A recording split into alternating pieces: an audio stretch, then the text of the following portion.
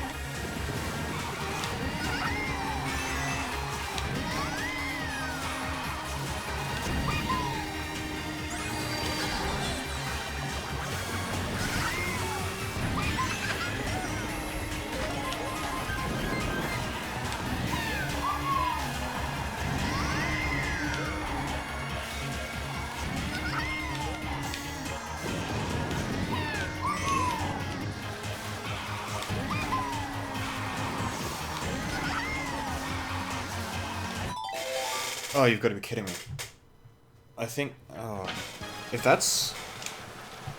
I think I've figured something out about that corner. And if it's true, this track is actually fucking stupid.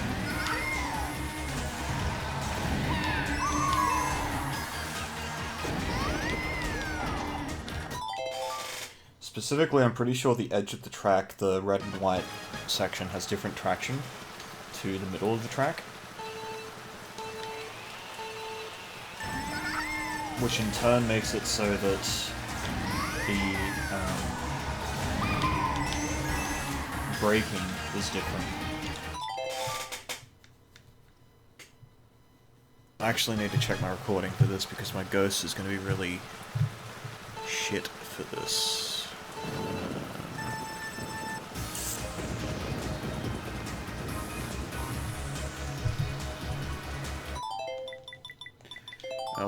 I'll take a look at my ghost, but I somehow doubt there's going to be anything useful. Oh, actually.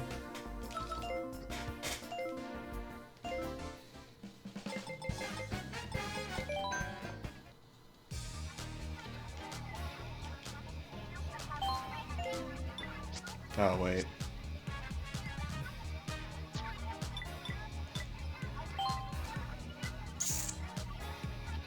When did I get that time? It certainly wasn't yesterday. Wait, that's not yesterday though. Huh. It was...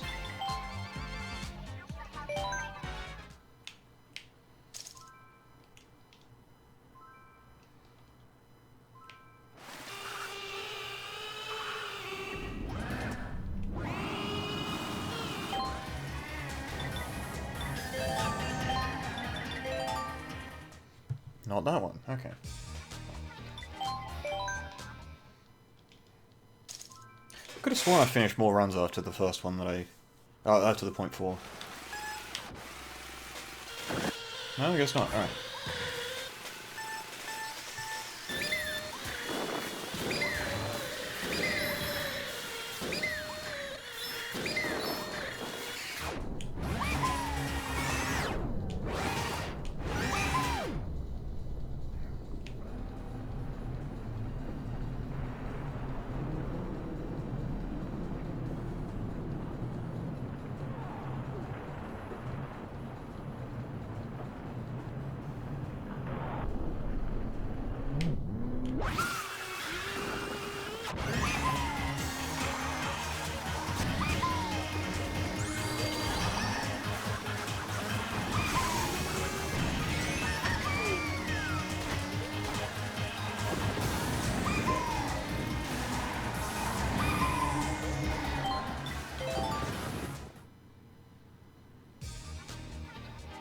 If that's true, I'm...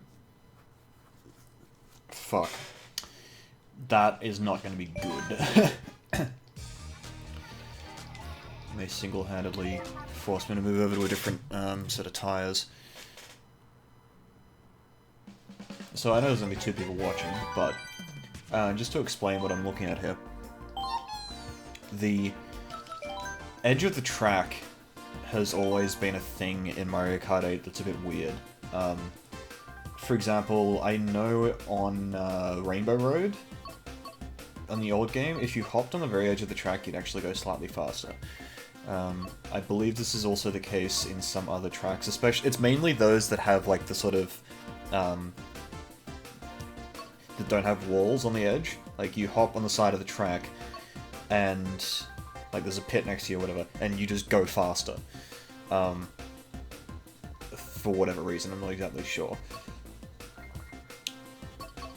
This, I've seen it to a degree in Rainbow Road, but I don't think I've seen it to quite the same degree as Cooper City, as New Bowser City, whatever.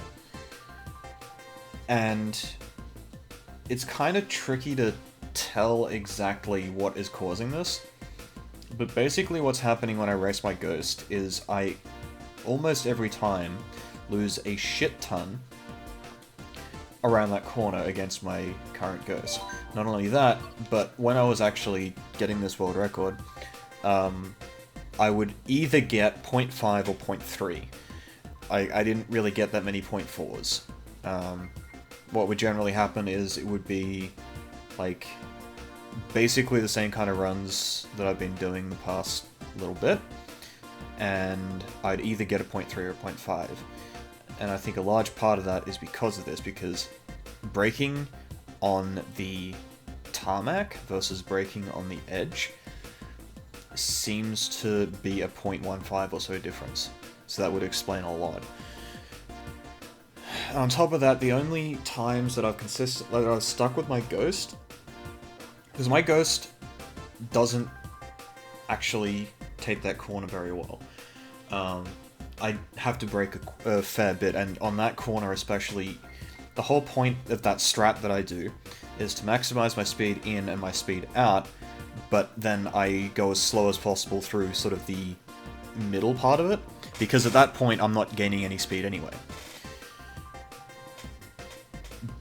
Which means that at the end I want to brake hard enough that I don't have to brake on the final corner. Which my Ghost in my current run brakes a lot more than I would normally like, and yet I can't beat it. This would also explain why laps seem to be so inconsistent on this track in the past as well. So it's not just my time, it's also previous times as well. So I'm expecting that that is the cause, and in that case, pretty much it's going to be more of a skill-based fast glider, I guess. You have to hit this braking pattern in order to get a good time here.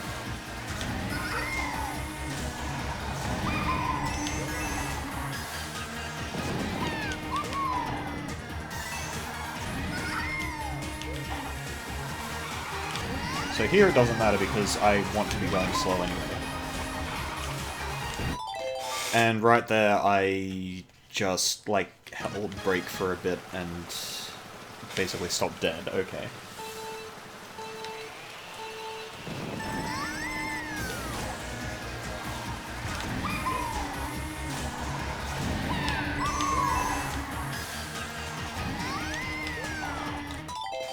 The main difficulty right now is actually that with this track you don't want too much traction, because the first corner, if you have too much traction, you don't get an SMT there.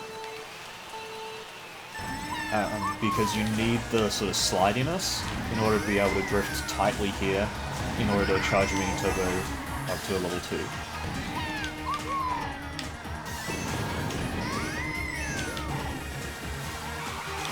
Like, you can still do it with high traction, it's not very good.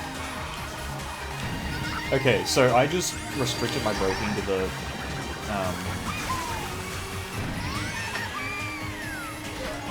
corner, and, like, I fucked up in my line, but I didn't lose speed compared to my Ghost. I was going the same speed as my Ghost. Which normally I lose a ton of speed there, no matter what I do. And my Ghost just sort of flies away.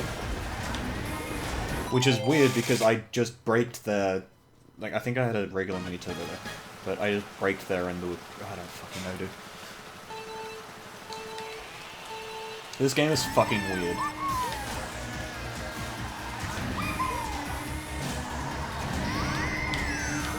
I also have to try the level 1 mini turbo strat on this corner.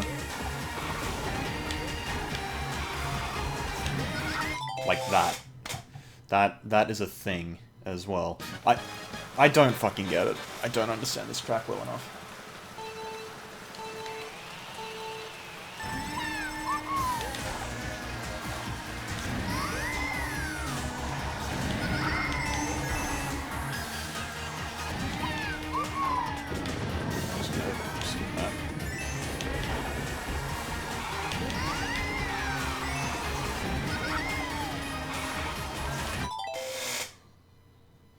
That actually explains a couple of other things as well.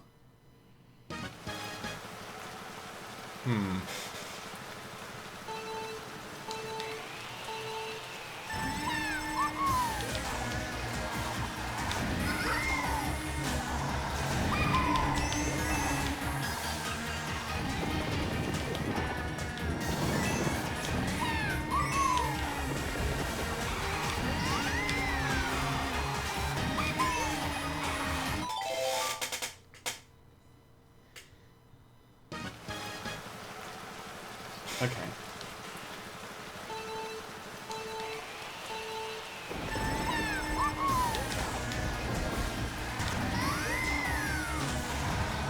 This track might actually just be the hardest track in the game now. If what I'm thinking is true, this might be the most precise 200cc track there is. So, what I'm expecting... what's my opinion of Piranha Plant Slide? It's good. I quite enjoy the track. I, had a rather strong time there in the early days. I was one of the first people under 2 minutes, so that was a thing.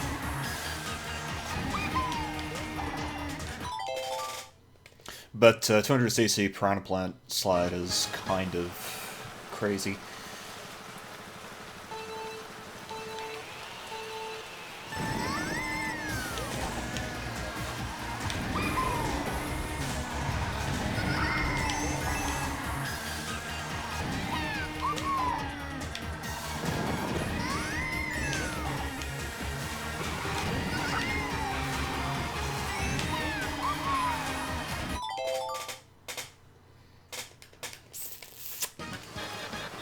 I might have to try sponge wheels for this. And just suck up the first corner.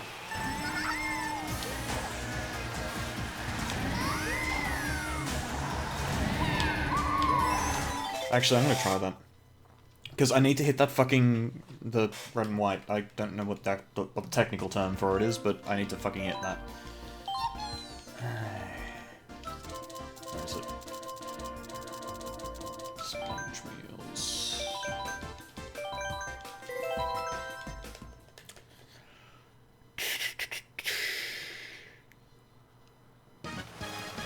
Like, I hate how much of a fluke my current PB is.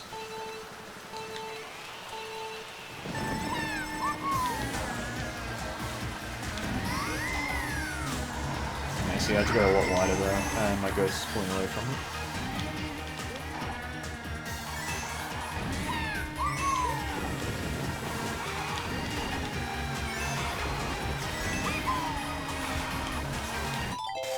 Alright.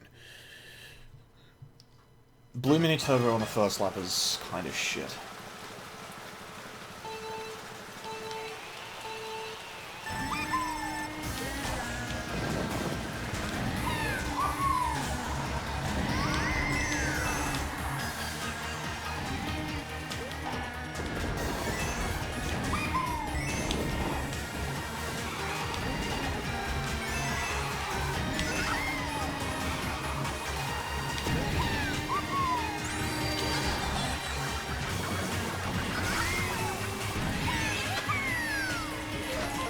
Too worried about my splits right now. I just want to see if I can do this.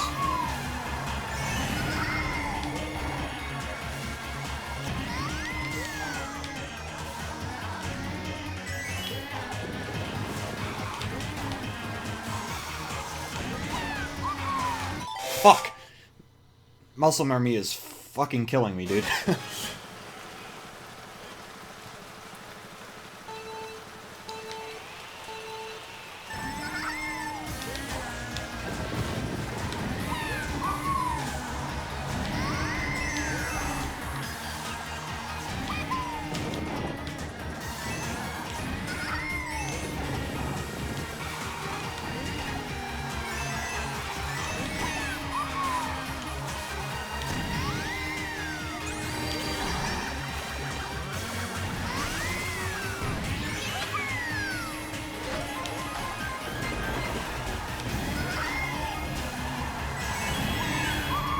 Yay, I'm gonna have a 12 coin run.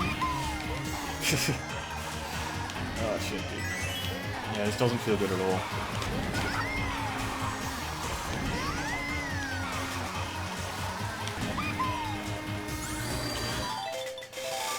I also don't get the mini turbo charging. That's something that's been confusing me, is either the soft drift angle changes, or there's something fucked up there. Like, it just doesn't care about soft drift angle or anything. Well, I don't know. Fuck, dude.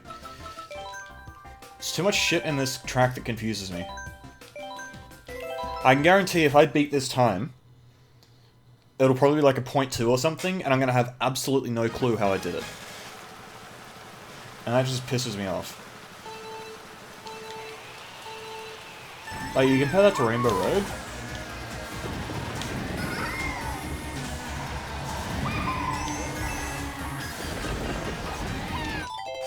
Compare that to Rainbow Road, and, like, I know exactly how much time I've lost in every corner in my current run. Because everything makes sense. And I know how a run should look.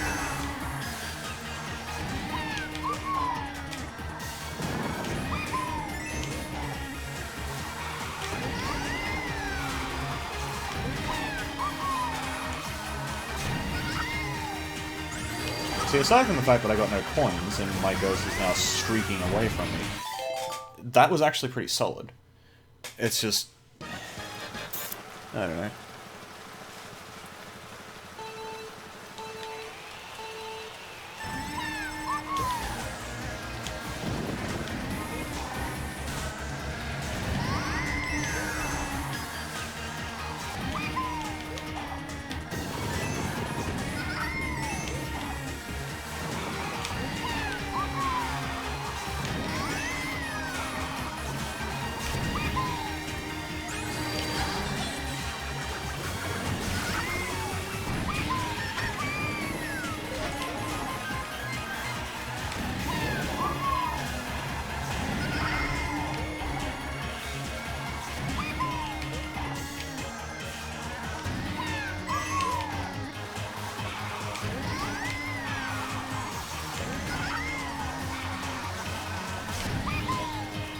I don't have any coins, so my ghost is just... yeah. Coins matter so much more for lightweights. Like, that's one of the main downsides of the running Baby Daisy here.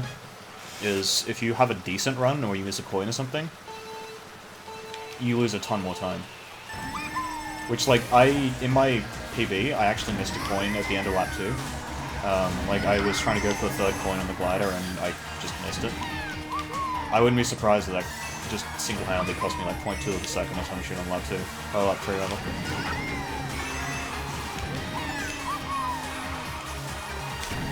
I didn't need to break that. Okay, so hang on. If I go wide on the second corner, or going into the last corner, tag the outside of the corner and then drift inward, maybe that gives me a better angle. That is not the right button. So sort of like that, except I don't need to break it. At least not that much.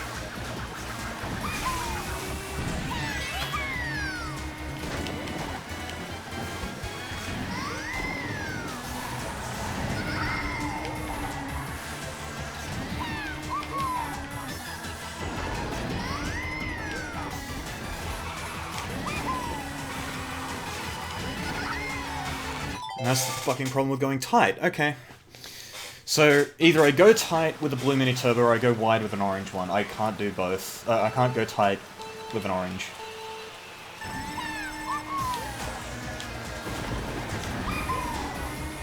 I'm thinking lap 1, get an orange mini turbo for the coins, because that's definitely faster. And then laps 2 and 3, you have to get a blue mini turbo and just go on the inside. So sort of like this, except without falling off. Which means I then need to completely change the way I do second laps rather. Which means that if I repeatedly do first laps and like fuck up my line because of that, that's gonna be a problem.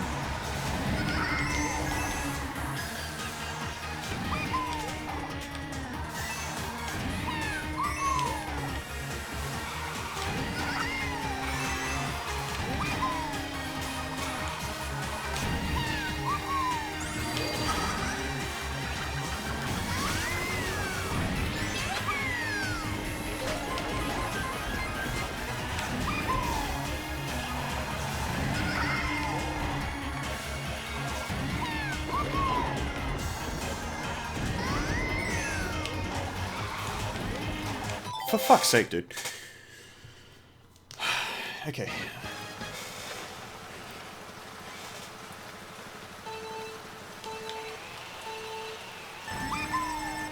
I could always just do what I always do there and just not soft drift it, but that's gonna be fucking hard as well. Because, like, not doing something that you're used to doing is very fucking hard when you're relying pretty much entirely on muscle memory.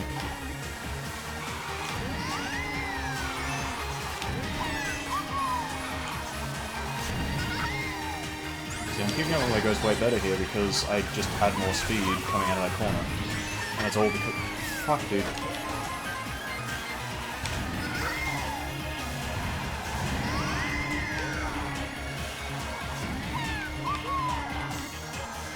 Oopsies. Okay.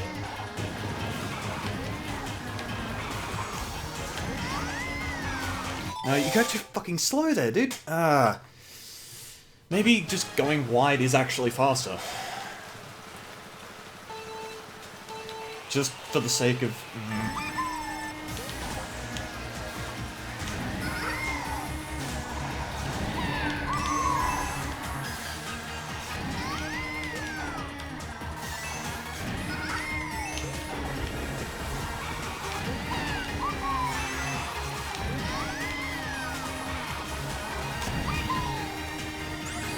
Getting better at that.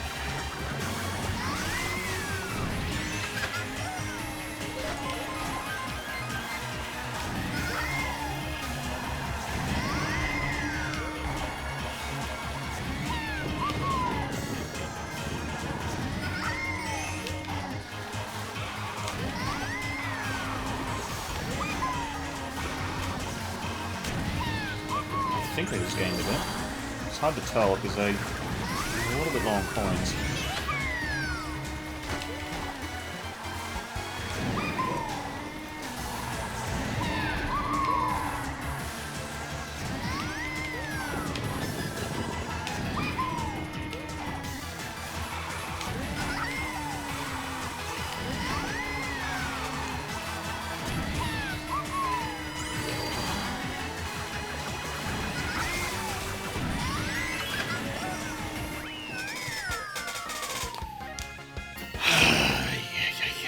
What the fuck? 0.8 last lap? Okay.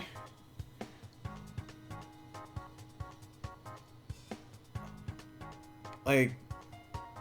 yeah, okay.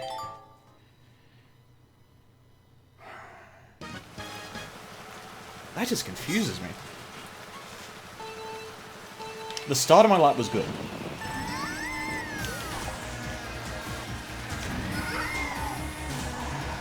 Also, lap times on this map can get a little bit fucked up.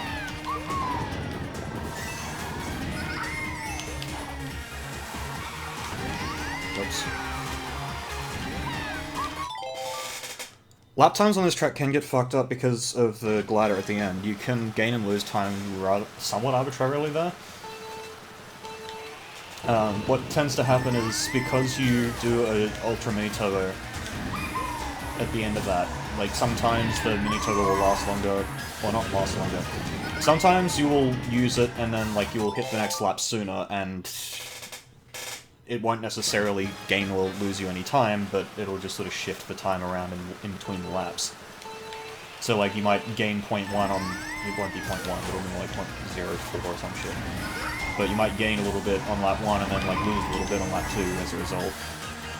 It shouldn't matter for lap 3, but still.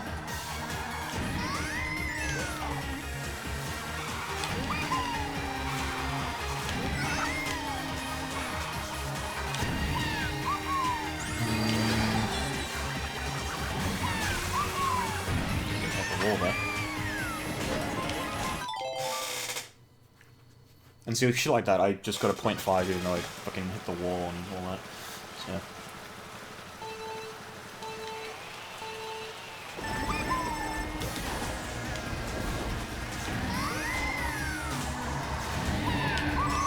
Which may just be because of the fucking physics shit in the shroom. Like, the shroom spot has some bumps that you have to avoid, and I have no idea where they are or how to avoid them, so it's basically luck. For me, at least.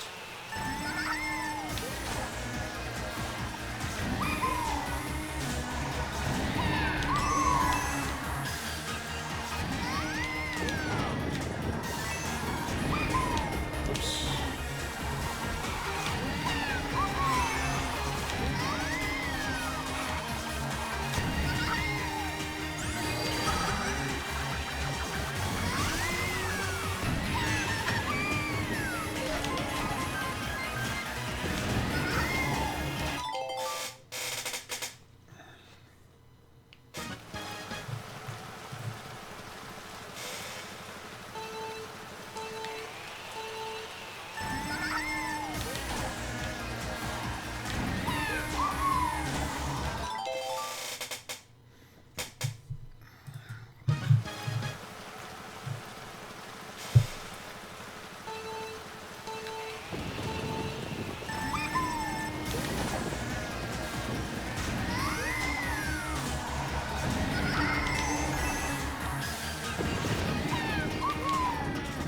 Wee, yeah.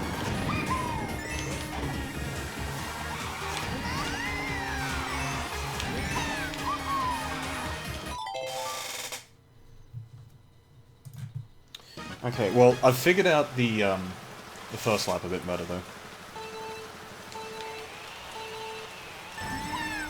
And at least for the time being, I can, like...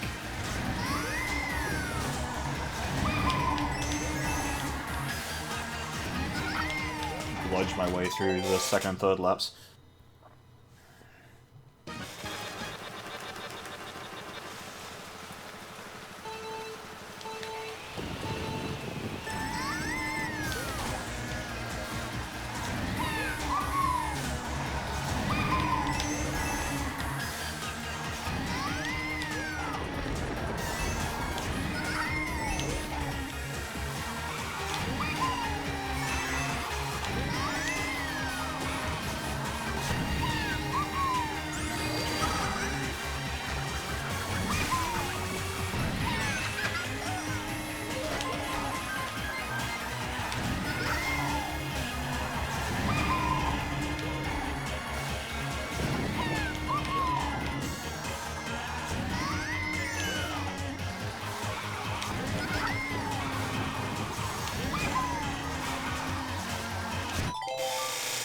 No, I need to fucking brake sooner.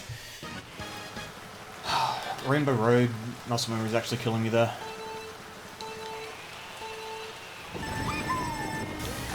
Because on that track, braking early is one of the main ways you lose a ton of time.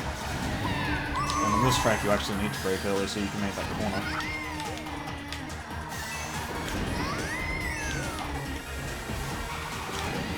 But you don't do it here as such.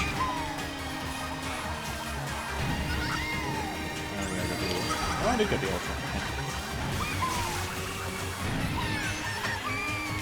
Okay, so right there I basically tapped the brake button and made it around the corner just fine. You can see I just flew past my ghost. And part of the reason the ghost caught up to me afterwards is because I had no coins, so I just sort of... coins just give so much fucking speed to lightweights, I don't get it. But,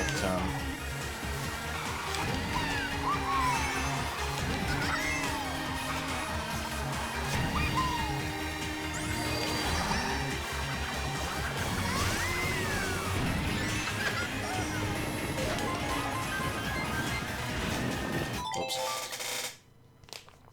But, yeah. Like, you could see there I had 6 coins, my ghost would have had, 7? Yeah, 7. At that point, and my ghost was just sort of gone.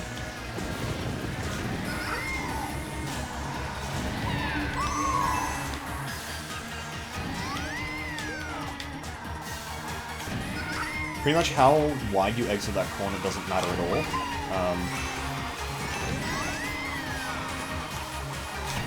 You just need to brake as little as possible, and the only way you do that is by hitting the apex, and the only way you do that is by going either wide on the corner before that, or like getting a blue mini turbo or some shit, even then you get a bad angle, so... I don't know. I'm basing the blue mini turbo thing on the like start of the S-band section on Jimmy's ghost, and Jimmy has a propensity for safe strats. His splits were like 0.6, 0.1, 0.1. The 0.1s are bad, 0.6 is ridiculous considering that he also got 2 coins that I skip at the start. That's sort of why I was considering it, is because the Blue Mini Turbo might be faster there, but then I remembered, oh wait, no, he only has 0.1s, and the rest of his driving is actually pretty good, so it's probably a lot slower.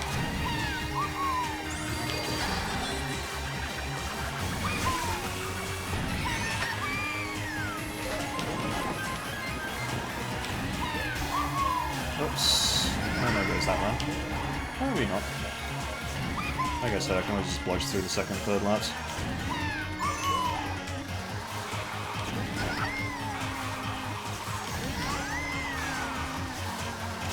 Or not. I need to stop hesitating on that fucking braking, dude. What I want is to actually come almost to a complete stop, so that I pretty much break traction and start sort of spinning. It might be kind of difficult to see if you're not sort of experienced at Mario Kart, but what happens, it's kind of like, it's easiest to see on the first lap. where I get the coin, the third coin on that corner, and I sort of stop and pivot and then release my mini turbo and sort of off. What I want is for that to happen. It looks like it's slower because you, like, lose all your speed. And then it looks faster than it is because of the change in velocity. It's kind of like that. You kind of saw how I stopped and then, like, it was almost a 90-degree turn. That right there, it looks really... It looks both fast and slow at the same time, if you catch my meaning. It looks slow because you lose all your speed, and then it looks fast because you go from, like, no speed to ridiculous speed, like, almost instantly. What it does, for the most part, is gives me a really good angle into that corner. It's something I've been trying to figure out on Rainbow Road. The first corner has similar things that can happen.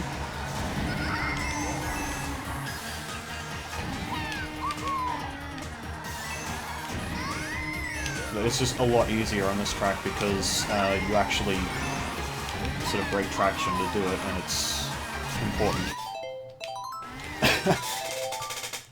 I bounced off that rod, or pole, or whatever the fuck, a while back. And I restarted, and I actually kind of didn't want to after I saw what had happened. Because I wanted to see if I could actually stay on the track after bouncing off it.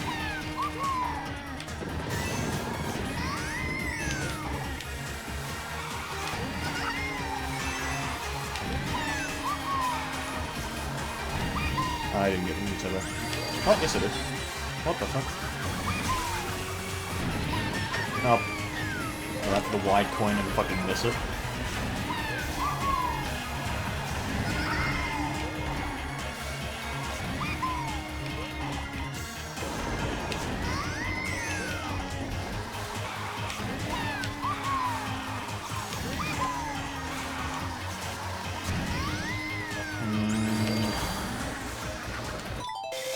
Oops. Okay, so that's not...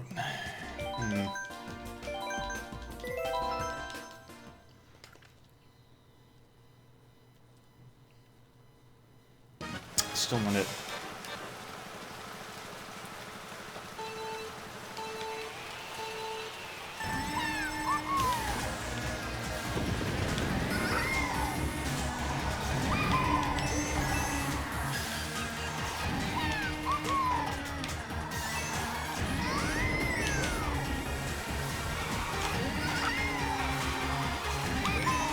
Oops.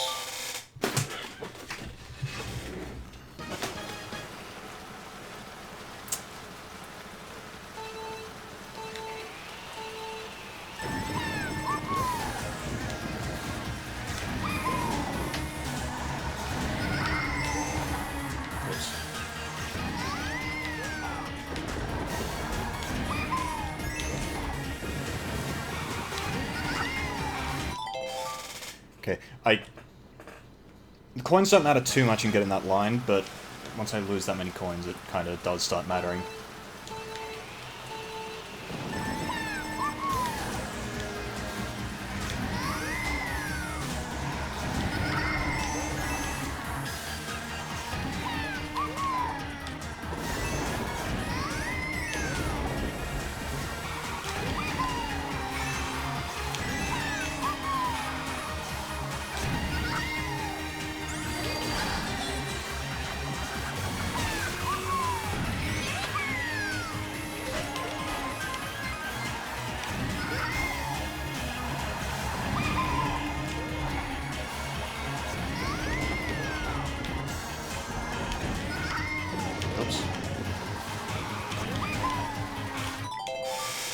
And then that shit happens. That right there is the exact same effect as what I want on the second corner. Or the third corner, I guess, technically. That's what I'm looking for going into that last corner, and I get it on the first one, and it's like, fuck, I'm off the track. Which only goes to show how much effect that actually has, just starting to drift on the edge of the track like that. And just for the coins. And I'm that ghost is just flying away from me.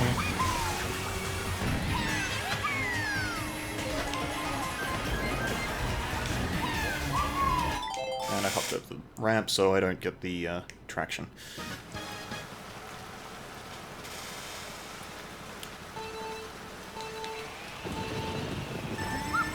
Whoops.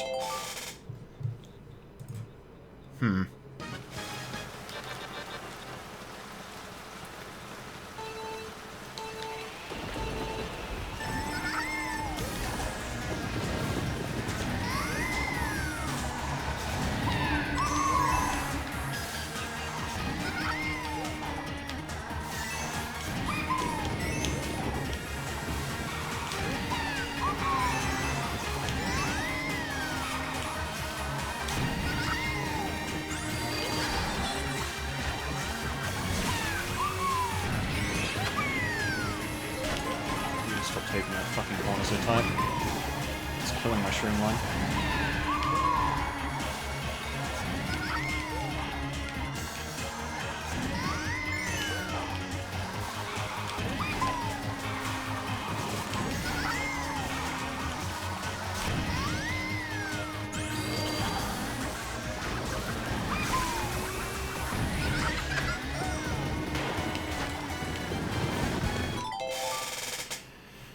Fuck, dude. I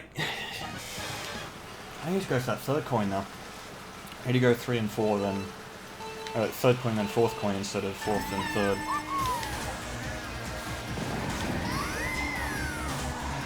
I don't know why I can't get that third coin anymore. That was something that I noticed.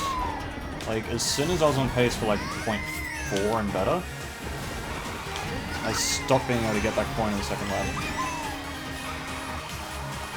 In my .711, because I got a couple of world records and leading up to the .4. Actually, maybe I need to get 4 and then 5. That's nuts, dude. I actually got the coin just fine, and now I'm not so sure what is going on. I know I'm cutting off a bit too much on that corner.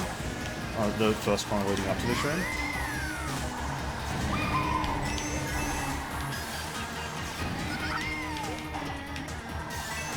Maybe that's when I was getting a bit too greedy. Damn, dude. When wall bounces become a thing, this track's gonna become cancerous. Like, actually the worst thing.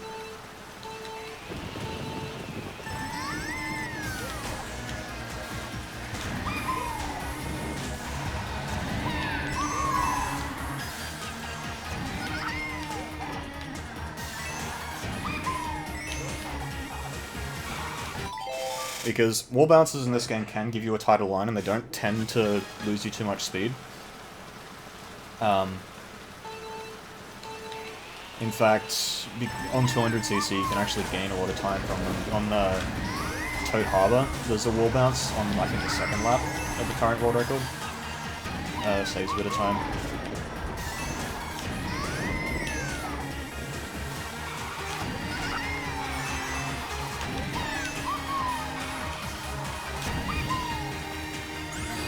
On this track, though, if you get a wall bounce, you sort of fly into things.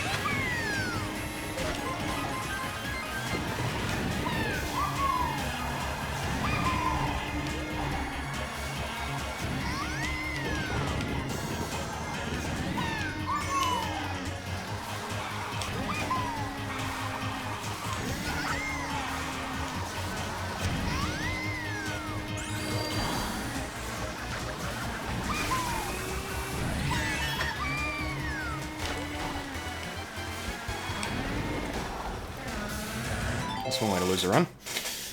Well,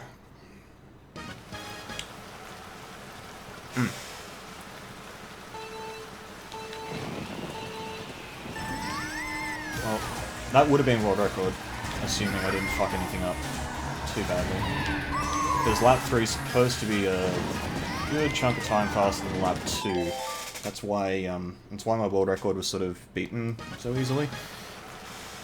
Because I had a really good lap 1 and a decent lap 2. I say decent lap 2, it was actually quite good. It's just that I probably could have done a lot better.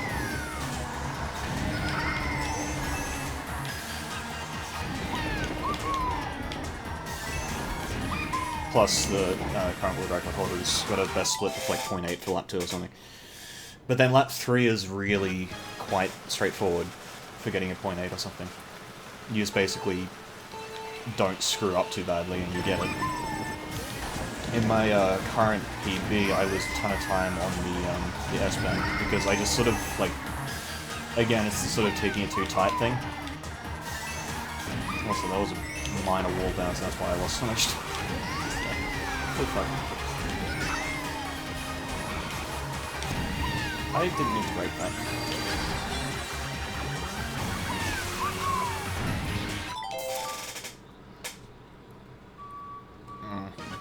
If I can get a 0.3 and then like a 0.0 and a 0.8 or something, that'll be decent for the time being. I'm not really going for the sub just yet because I don't understand the track well enough to feel happy about, feel good about going for it. At the same time though, like,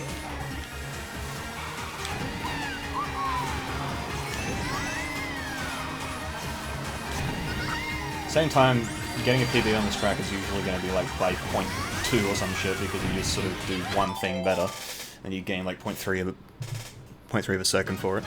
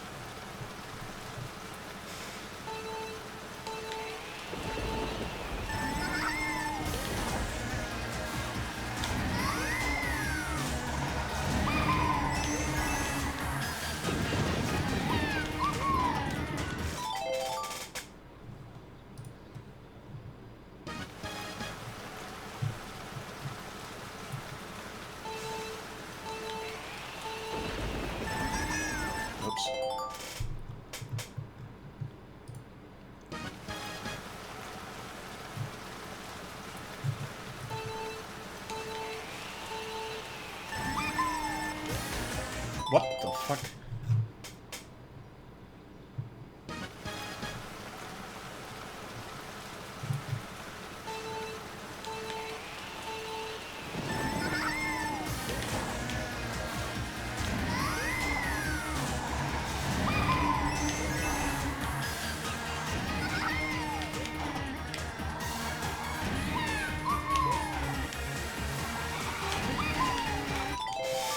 That is...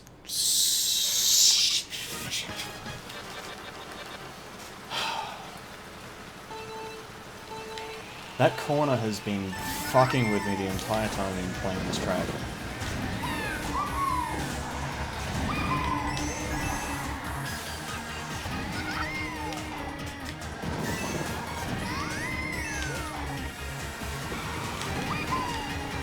Like, what the fuck is that, dude?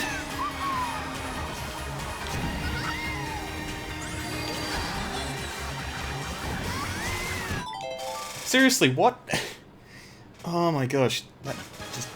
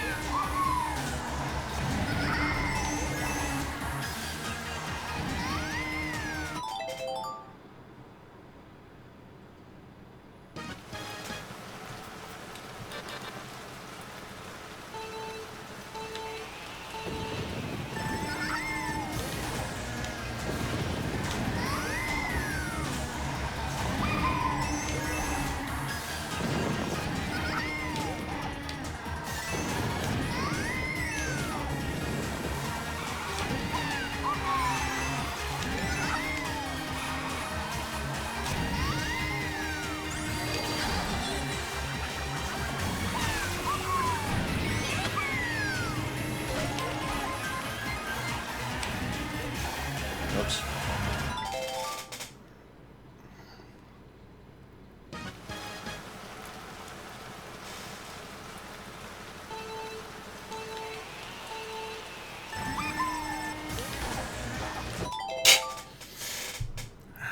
I'm pretty sure I have something stuck in my teeth, and it's like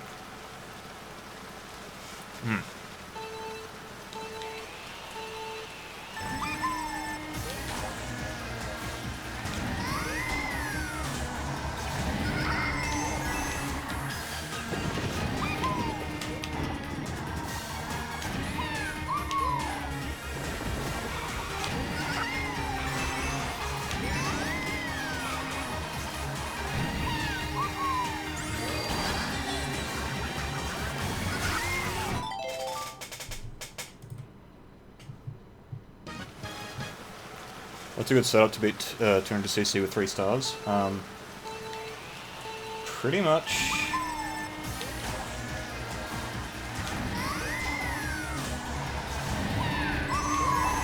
I'd say probably, like, Yoshi or something, with the Bitty Buggy roller wheels.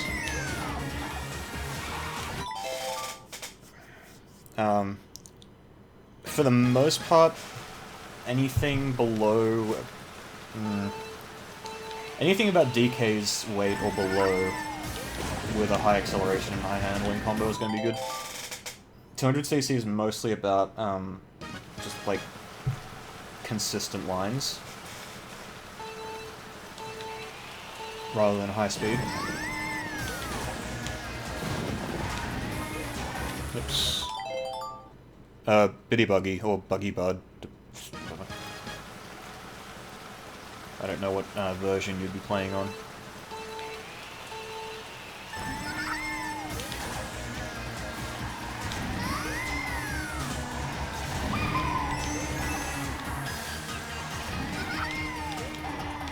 Whoops.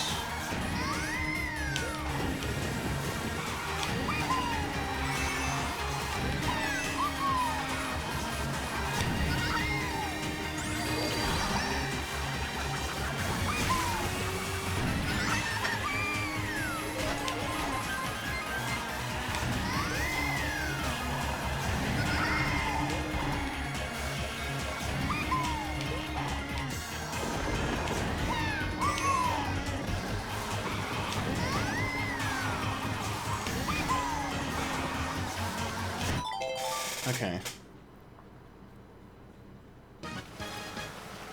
No, not Teddy Buggy. You might not have it unlocked.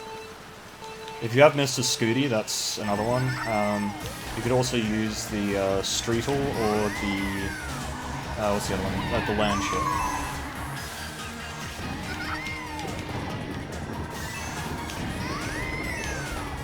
Oops. The cart... Oh, there you go. That's the one. Yeah, so you want really high acceleration and handling for the most part. The way they've done speed in this game, it tends not to matter too much.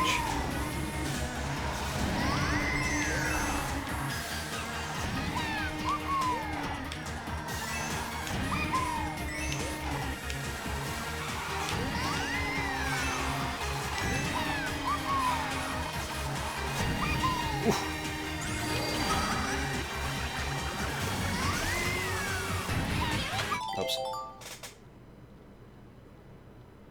What wheels? The, roller wheels, yeah. Oh, by version I meant, like, PAL version or NSTC. NTSC. Wow. Fucking Splatoon teams killing my ability to say things.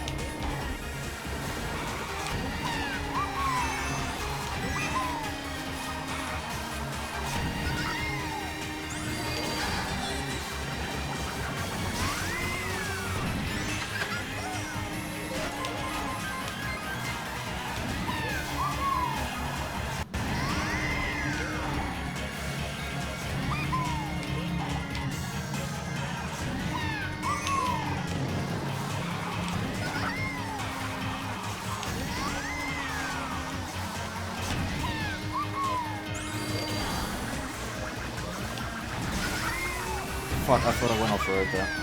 I mean, I did, but I didn't actually lose my run. Now I did. Oh, shit, dude. That lap 2 is fucking with me.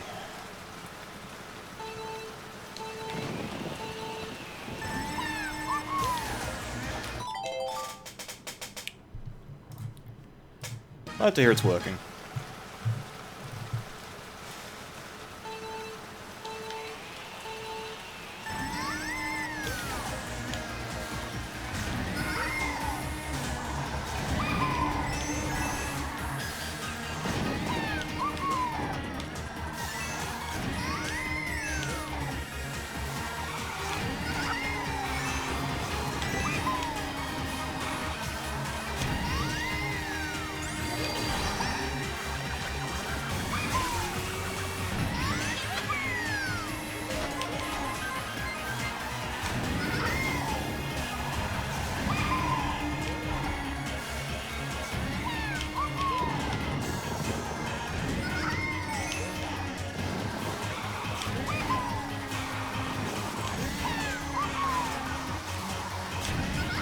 And just like that, it was 0.5 of a fucking second, dude.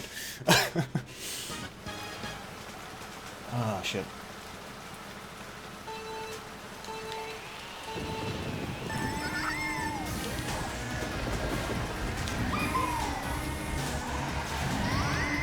Whoops. Ah, damn it, dude. I'm trying to figure out.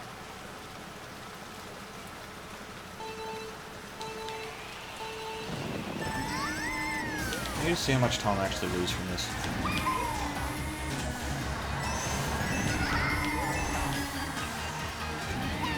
That looks like about 0.2.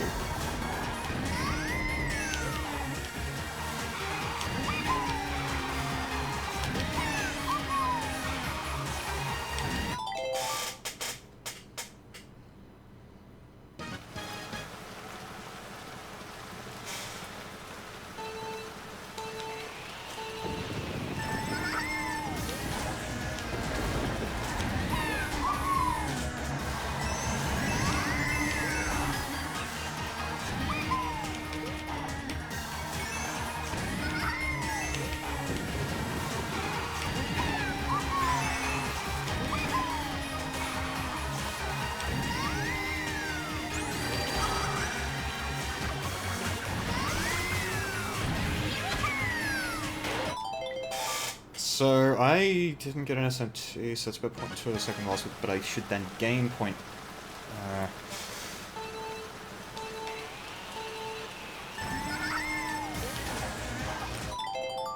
is it better to go for longer mini-turbos or a lot of shorter ones? Definitely longer ones. The way that you drive fast, I guess, in this game, is,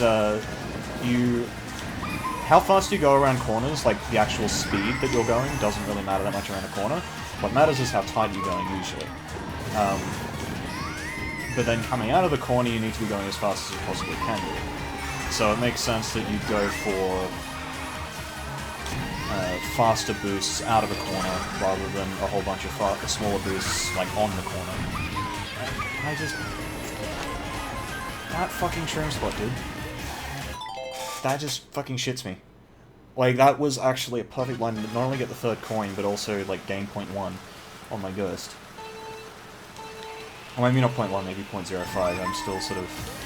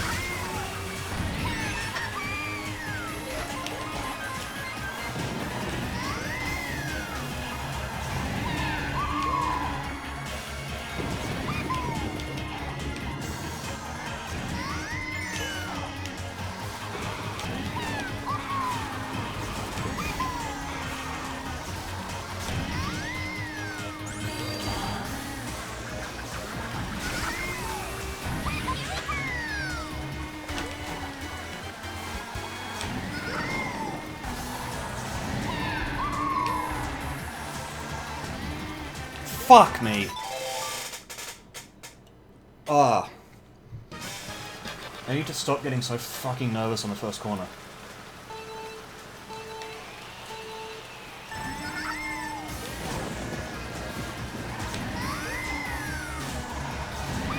That would have been 0.2, 0.0 if not for that, dude.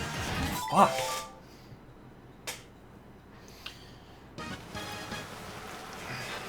Also, I think I figured out the S-bend on lap 2.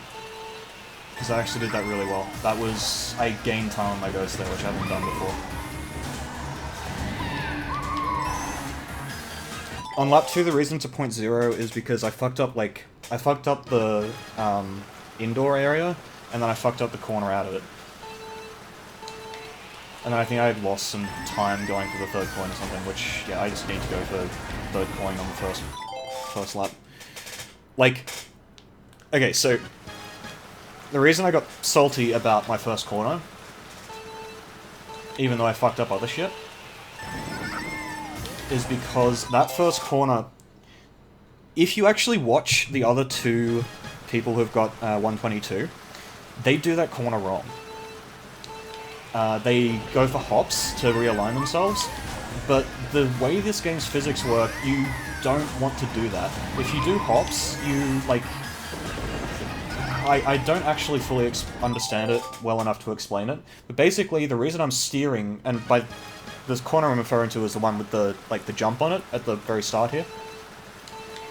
The way you steer into it, you need to land on sort of the edge of the ramp, and you need to be steering into the drift already in order to get the right angle. The other two people who have good times here don't do that, they instead hop into alignment, and as a result they skid really far outward on, like, when they land from the corner, and that's one of the main ways I gain time on them. The problem is that if you hop too early into that drift, the same thing happens regardless of whether you hop or not, which is you go out wide. On both lap 2 and 3 of that run that I just had, I fucked up and went too early on the drift. And that's why I was sort of a bit salty, because, like, at the end of that point 2, not only was I 0.1 ahead at the checkpoint, but as you've probably seen, I gain a little bit of time on my ghost coming out of the glider, which is actually after the lap time. So I was actually probably more like 0.15 ahead, because I definitely would have gained that time. That's a thing that my ghost did wrong rather than something I've been consistently doing right. Well, I guess that's the same thing. Which means that I lost like 0.15 of a second on the exit of that corner, which happened twice, so...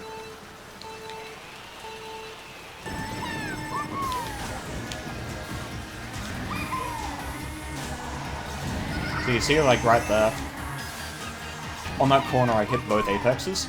That's something that neither other player does at the moment. It's one of the main reasons I'm actually... why I got the time I did before anyone else, even though... Well, I mean, it was also because I started using Baby Daisy instead of Cooper, but...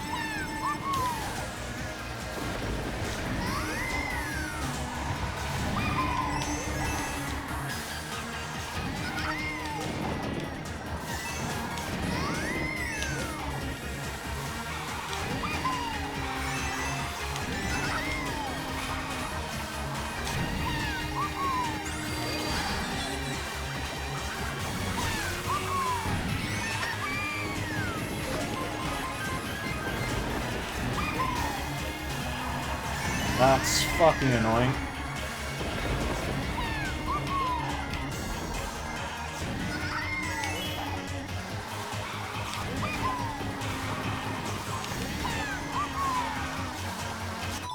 Yeah, I had to go for a riskier strat there. Fuck, dude.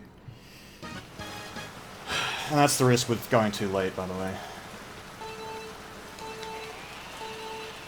The other reason I'm kind of considering just going 4th coin and 5th coin on the final glider is because of exactly what just happened there, which is the 3rd coin puts you at a really awkward angle for entering the 2nd lap.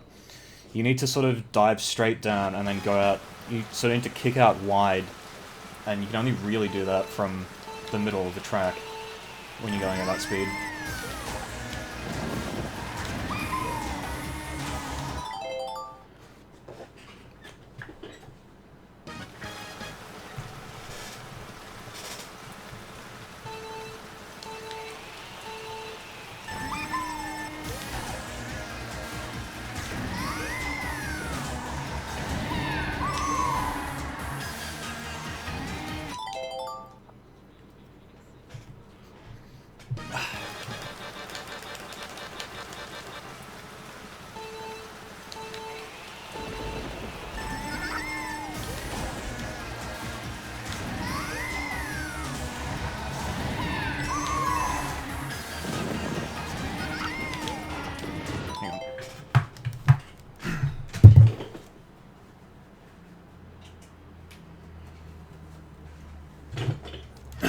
Just need a moment here.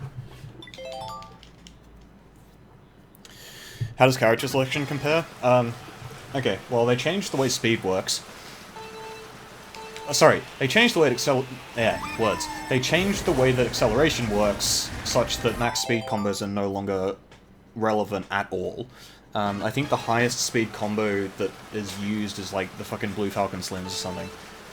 Which, mind you, the Blue Falcon doesn't have the same stats as it used to. They completely changed the way stats are distributed. Instead of it being like 5 different archetypes of characters and whatnot, it's like 15. And they've done the same thing with carts and wheels.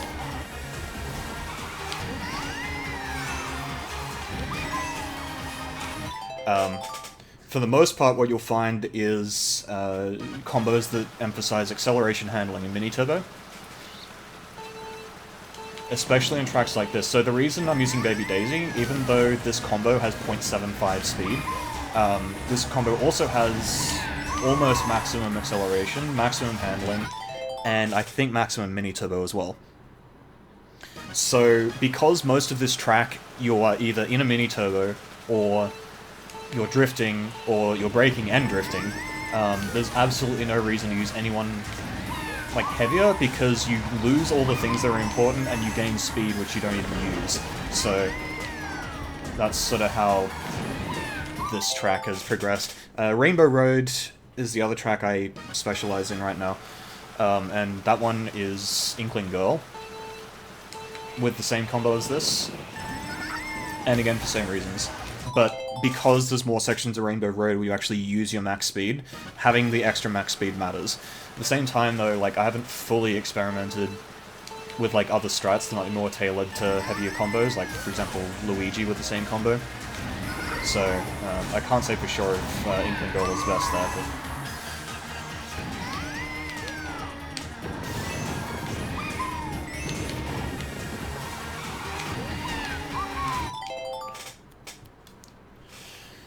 But yeah, like, you can... I know I tested, like, Twisted Mansion, which has a long fucking straight at the start of it, right? I just went in there with, like, Circuit Special Slims with, like, Dry Bowser or whatever. And my Ghost is, like, Dry Bowser with the Bitty Buggy and Slims or something. Something kind of stupid, but, like, a bit more meta.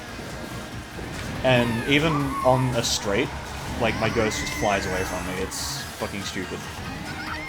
Just because of how much acceleration matters now. Like, when you do a start boost, you don't actually get max speed out of it. And it's to the point where several tracks, the best strat with your shroom is to actually use one at the very start and just sort of not give a shit about the about the start boost. Like, I think Water Park, for example. I think the current strat is to just not bother with the start boost and just hold down the left bumper at the start of the race.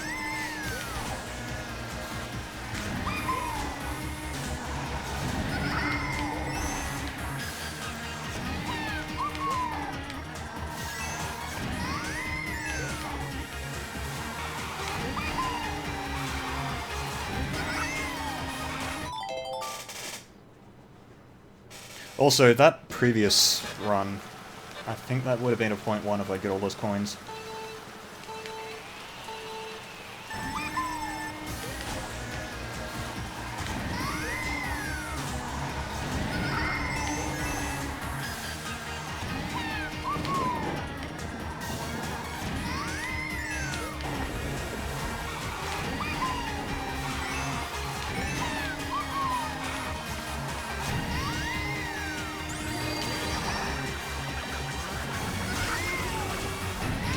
again with the fucking... I don't know if you guys can see that on my stream, like it might not be high enough quality or whatever, but... Oh, there's some funky shit happening on that fucking... shroom spot.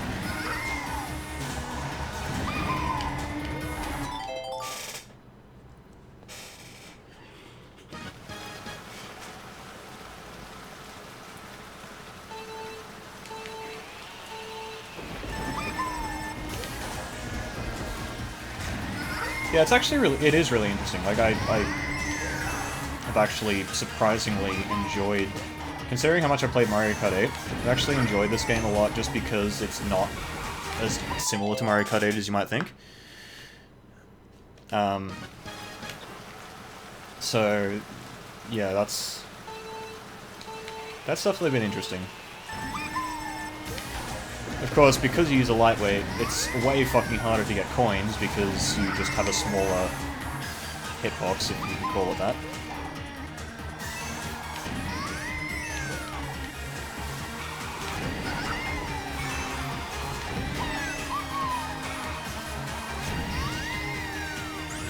Plus, you're more prone to physics stuff. Like, that's...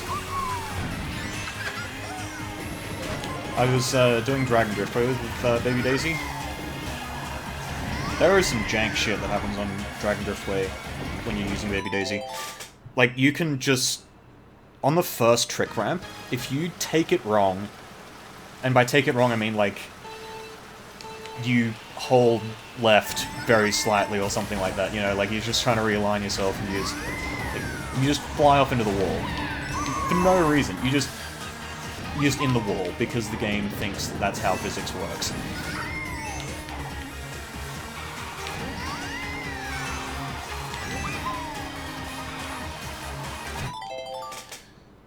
Like, and you do the same shit with, like, Splatoon, with Inkling Girl or whatever, and that doesn't happen.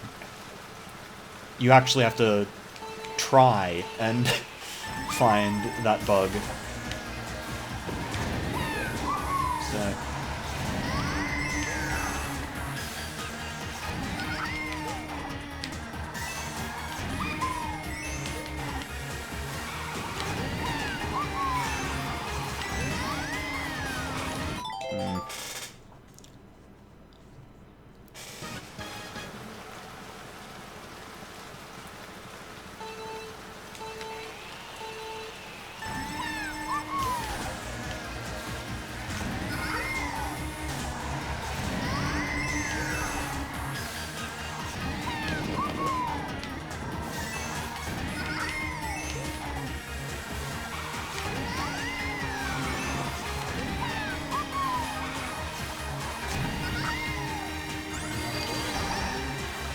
Oh my gosh, my ghost is just fucking destroying me right now.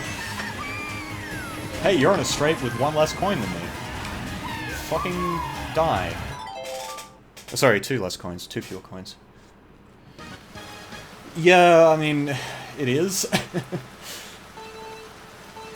But at the same time, like, some of the shit that happens in Dragon Drift where you just sort of leave the track. It's like F-Zero fucking... F-Zero X shit right there.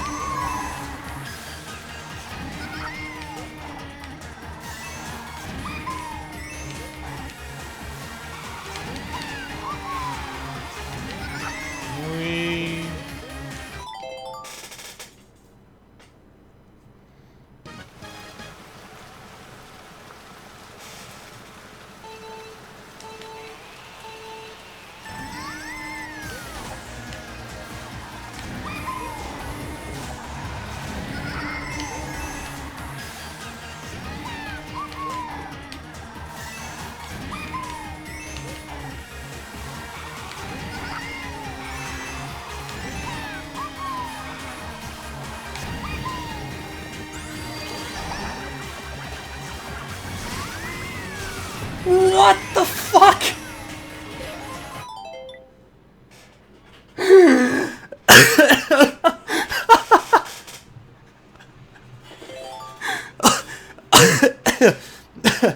Oh, fuck, I'm dying.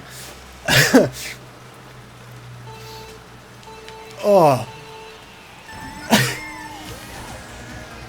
Gosh.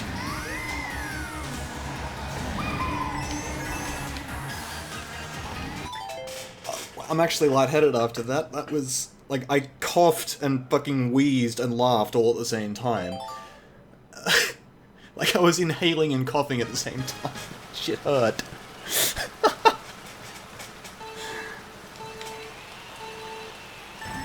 I did not make contact with anything but the fucking ground, and that happens. Oh my gosh, dude. That fucking... That was a .1. That had to have been. And it gets ruined by that shit, which has never happened before. Oh, yes. This fucking track, dude. It's fantastic.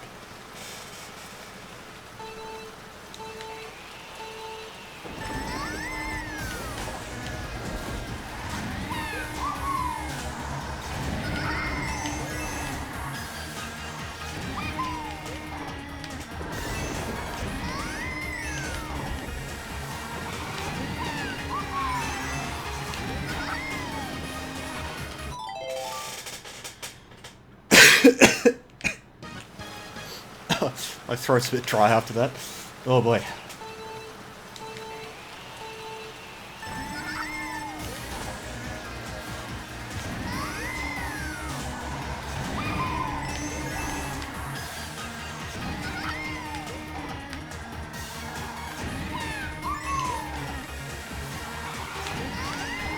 I don't really have any excuse to be fucking up that bit with the 2 coins there.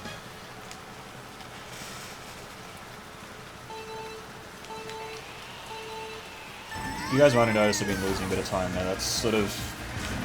Again, it's sort of based on the fact that I'm taking weird lines into it. It's a bit better.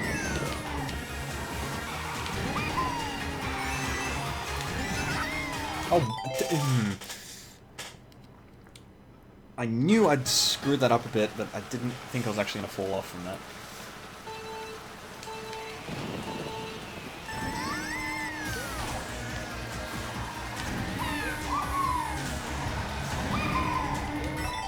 Okay.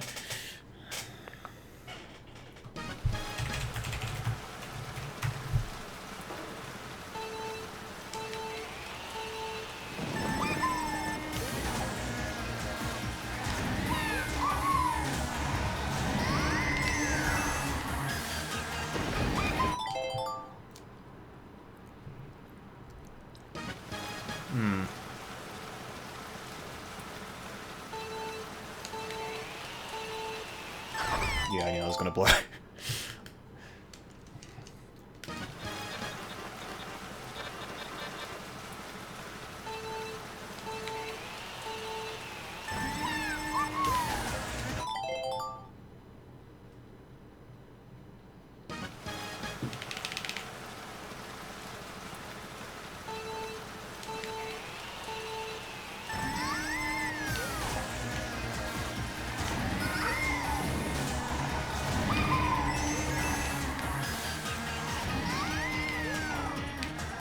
Oops.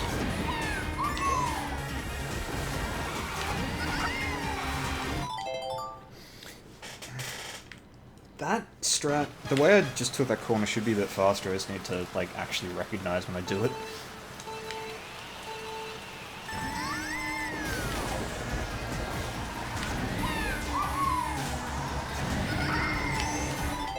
Or I could just, like, not press left on the stick. That's also a strat.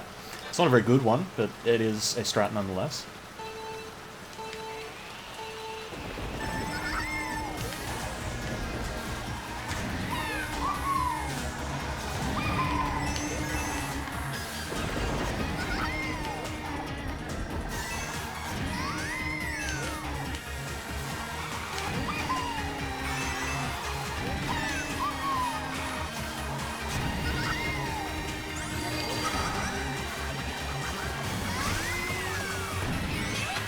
Okay.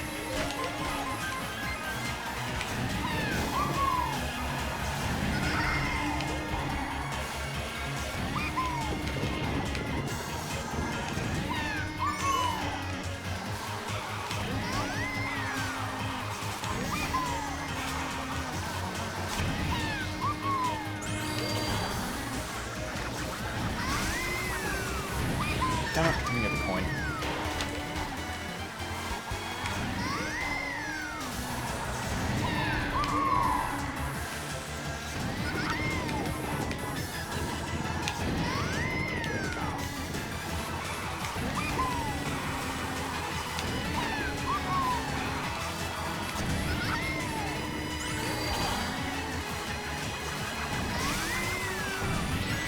Maybe, maybe. Are you fucking serious?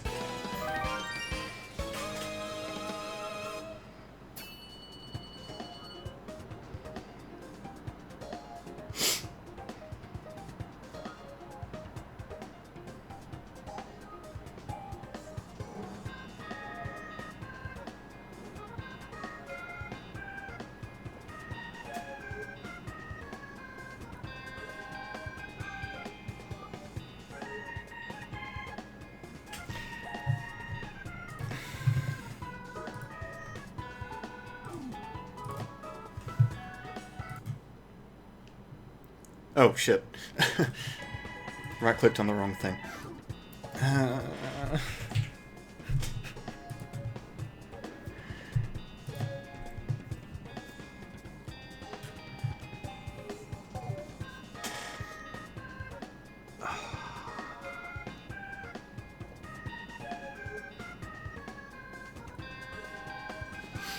That physically hurts.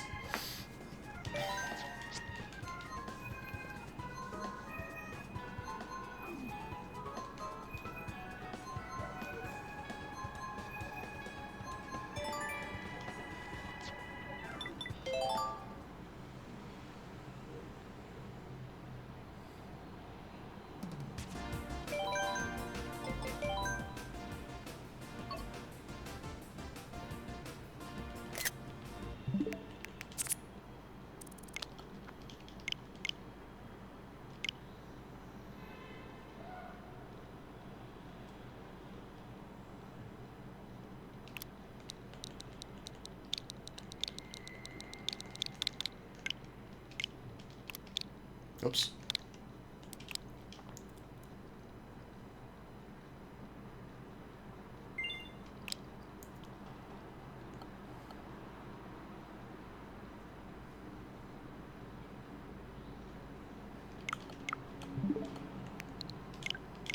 Oh, what the fuck?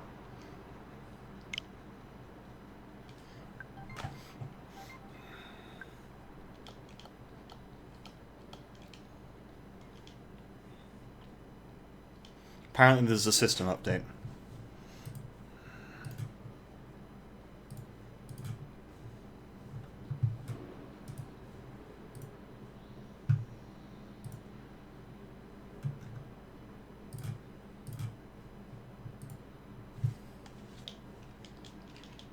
No, I don't know what the fuck.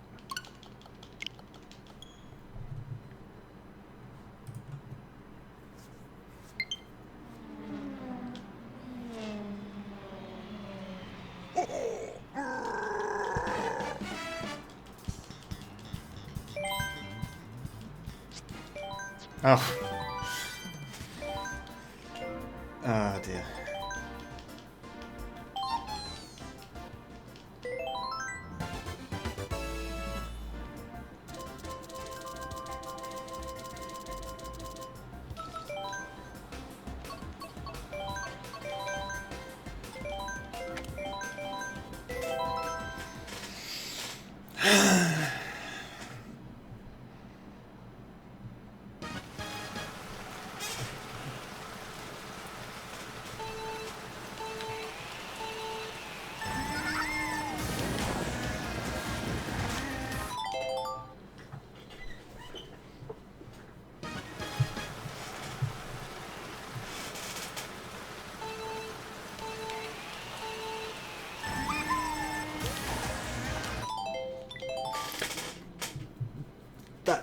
I'm so fucking tilted right now, dude.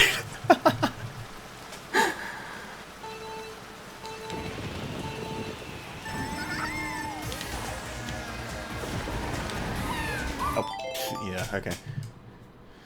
I just missed the soft drift and went flying.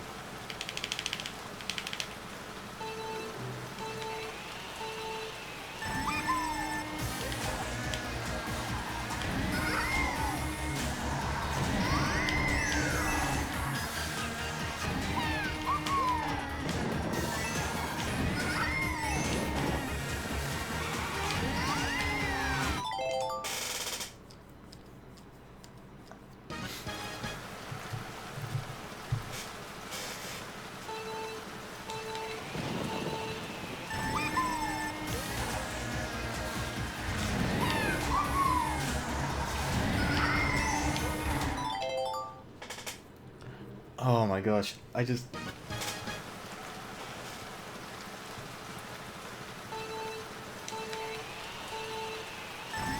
I just can't do it.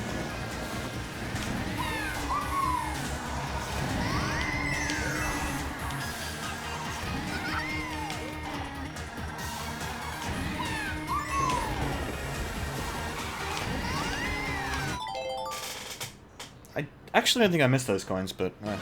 I think I just... I'm a bit sort of tilted. A bit sort of tilted.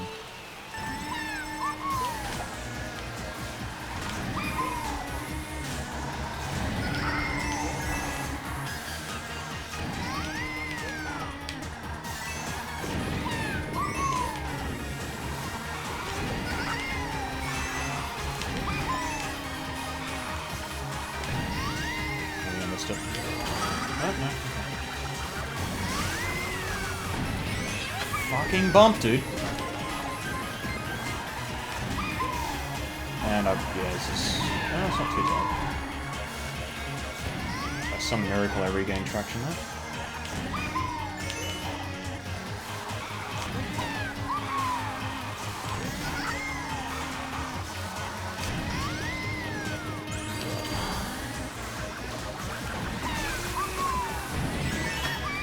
That'll help.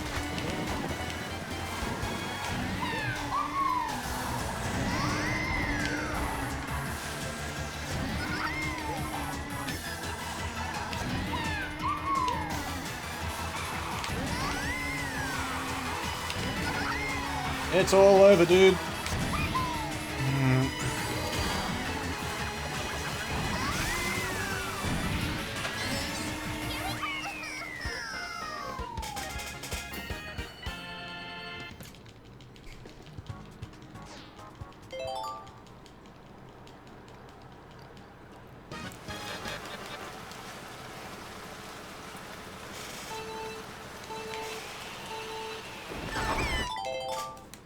Gosh.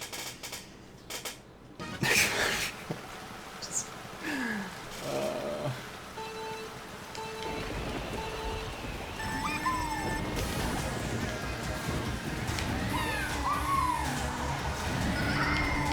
Oops.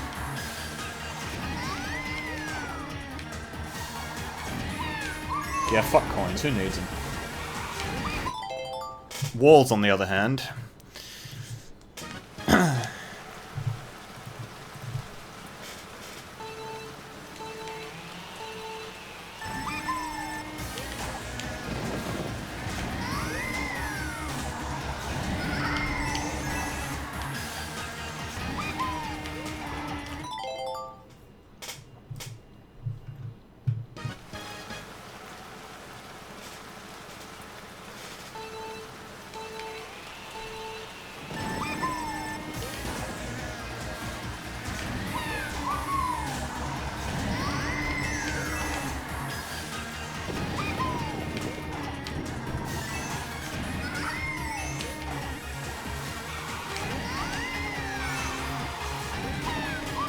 Oh, for fuck's sake, dude.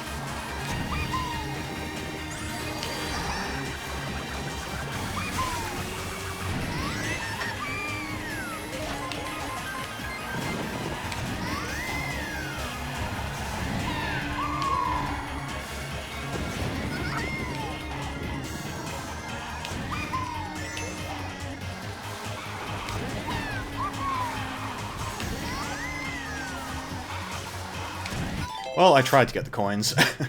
It was probably not worth it anyway, but...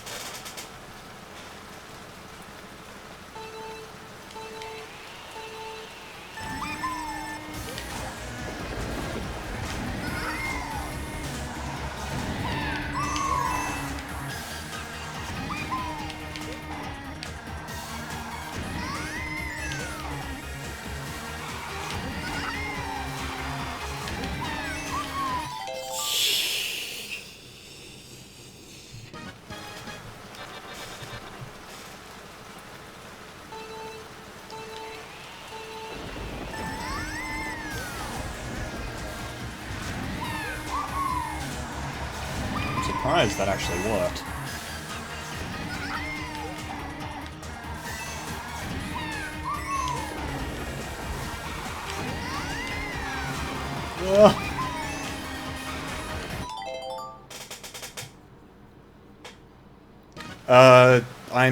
I don't think they affect duration. I believe they affect max speed of all kinds, so that includes mini turbo max speed.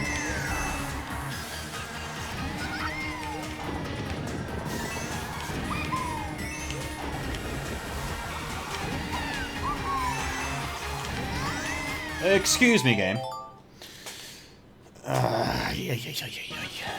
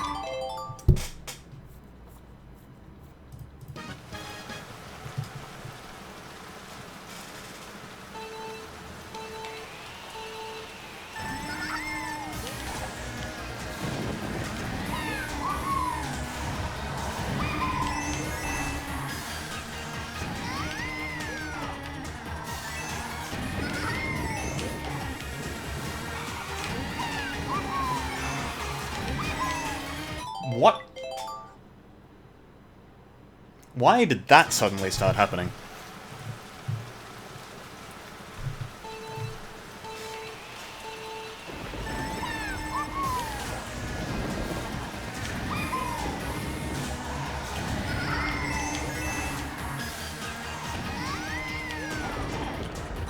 That's a wall.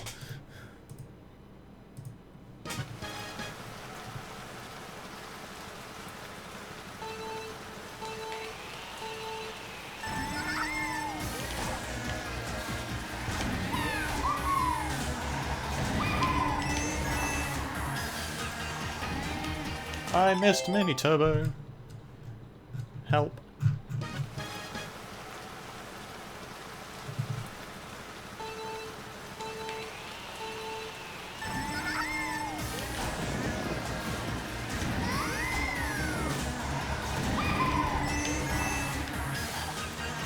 I hit a wall, okay.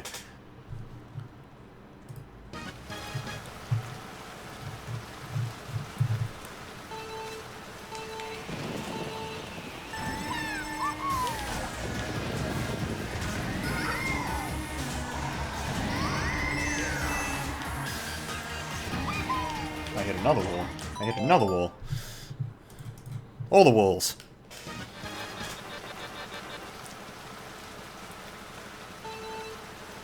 See, I've done too much Rainbow Road, I'm just not used to there being walls, you know, like, on Rainbow Road you just sort of drive, and if you fall off the track, that's unfortunate, but at least you didn't hit a wall. On this track, there's fucking walls everywhere. How do they expect you to, like, drive tight if there's, like, a wall stopping you?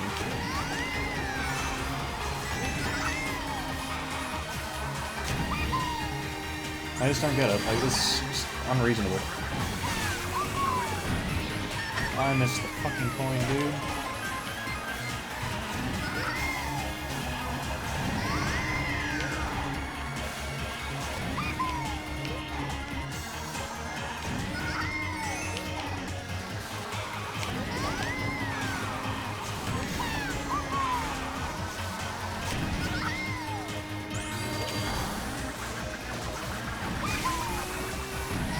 I missed the fucking coin, dude.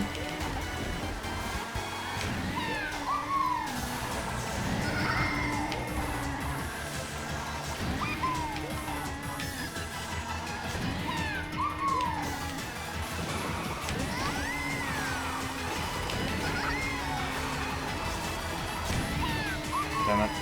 I used to kick it outwards there, and I didn't realize in time. I missed the fucking coin, dude.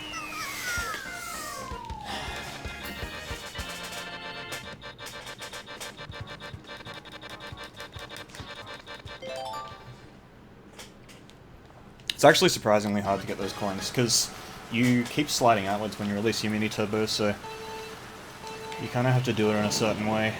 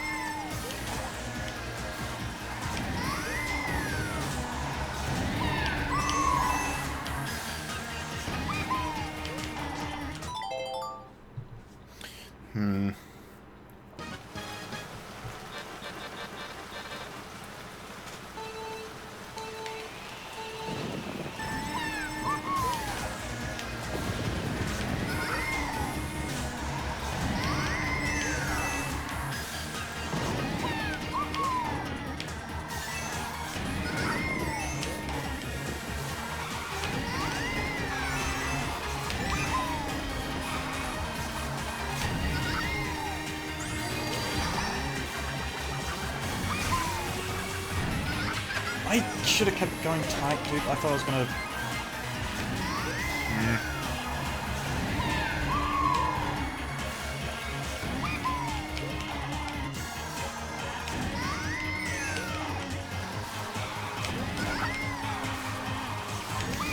That's one way to get an extra coin. Of course, I lost like 0.3 for that, but... It's totally worth it, dude. There we go.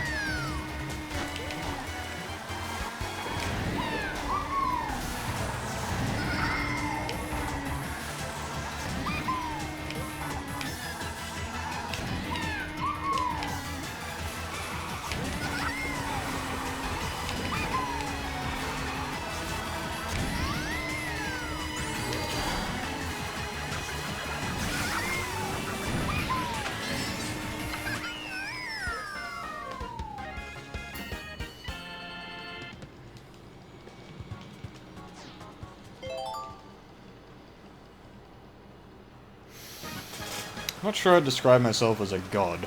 That seems a bit lofty.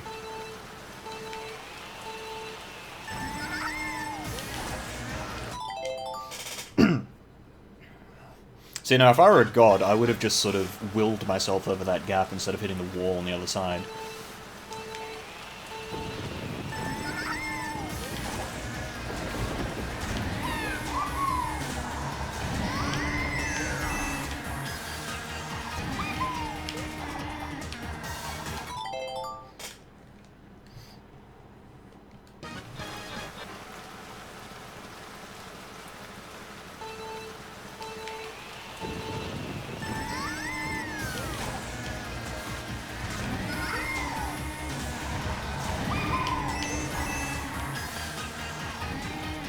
Can I not?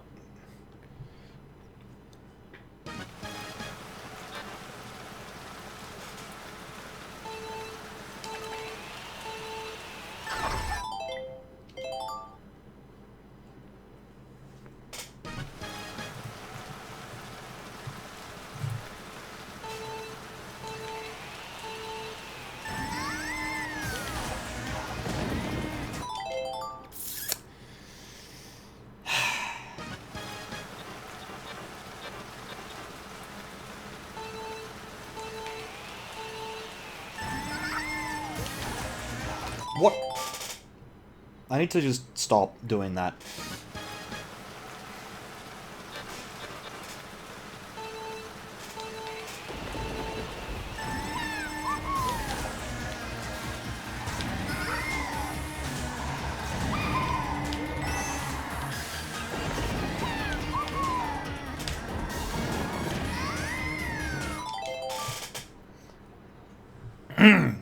See, this is the point at which I normally would just say, like, okay, no, I'm doing stupid shit, it's time to try a different track.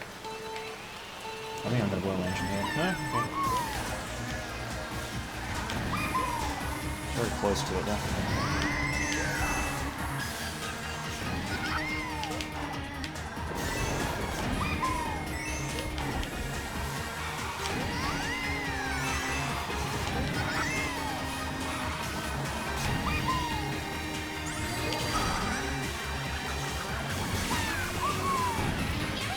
I didn't fucking pop again. And then that happens. Oh, that...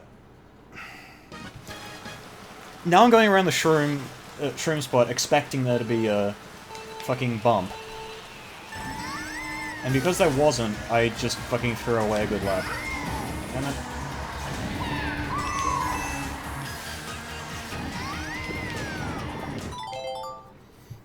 I mean, good lap. 0.39 is sort of what I should be getting in a decent run. A good run would Like a good first lap would be like a 0.2 or a really low 0.3.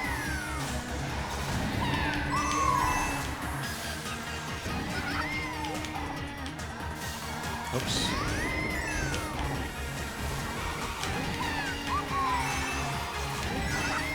Ah, damn it. Should have waited a little bit. Would have been fine if I had.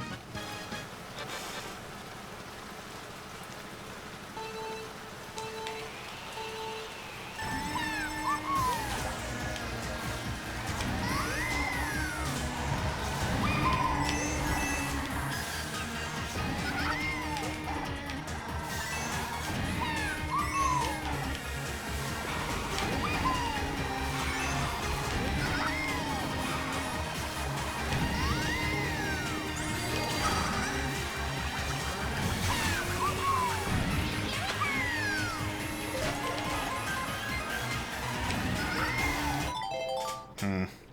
0.38 with 5 coins is actually pretty good considering how much time you lose for not having coins.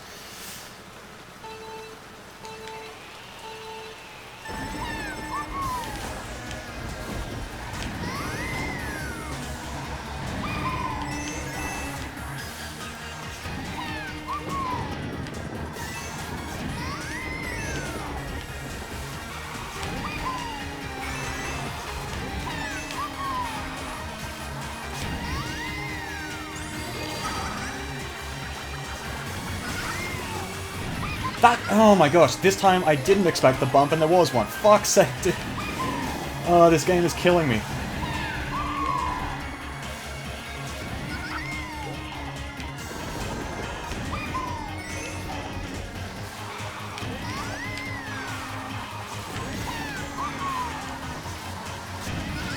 Oof. Damn it. That could have been it.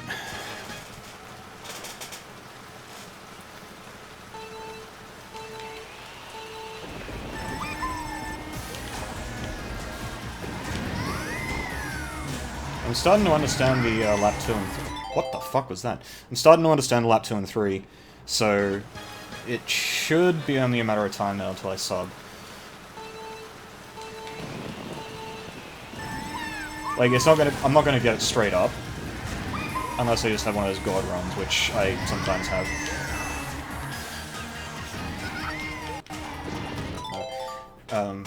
But at the same time, like,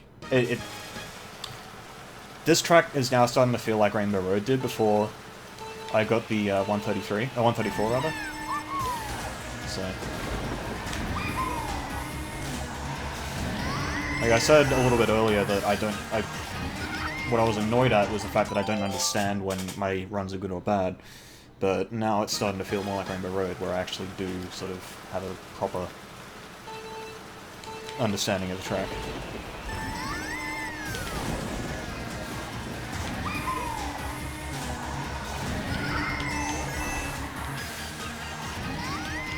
Crazy thing is, I tried Rainbow Road out again.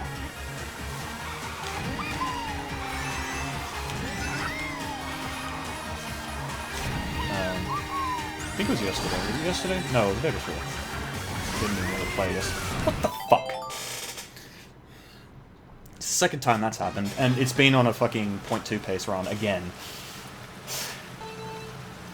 Game knows, dude. Rainbow Road's actually starting to feel slow now. I've been playing so much with Baby Daisy, where the game feels way faster just because of how, like, the sensation of speed in a racing game is usually from, like, change in speed rather than actually going really fast.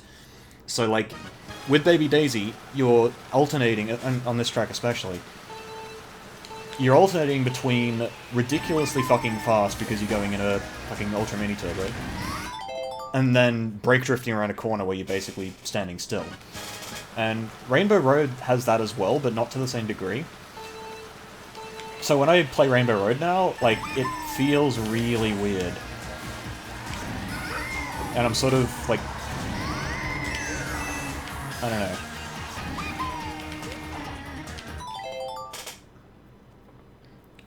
That's also partly because my Rainbow Road run now is marginally worse. in terms of like actual driving than the .890 that I got. Well, I think it was a .890. One of my runs at some point didn't have any fast gliders in it, but it was still like a .8 or something. And like that run, if I'd got 3 fast gliders, would have been a low .5. And my current world record on Rainbow Road is a high .6. So it's sort of that kind of thing where the track feels slow, my run feels slow, and it's pretty much entirely because like I've been playing this track where it's just so much fucking faster.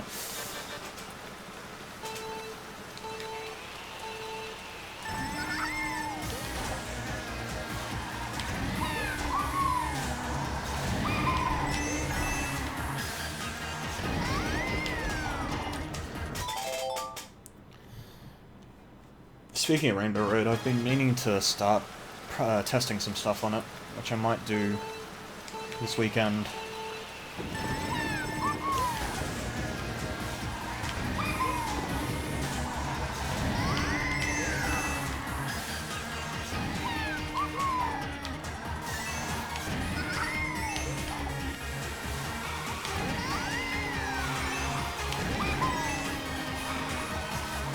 For those of you who don't follow the time trial and stuff, on Rainbow Road there's a cannon, right? So you go into a special glider section where you just go super fast, but you can't like move around too much.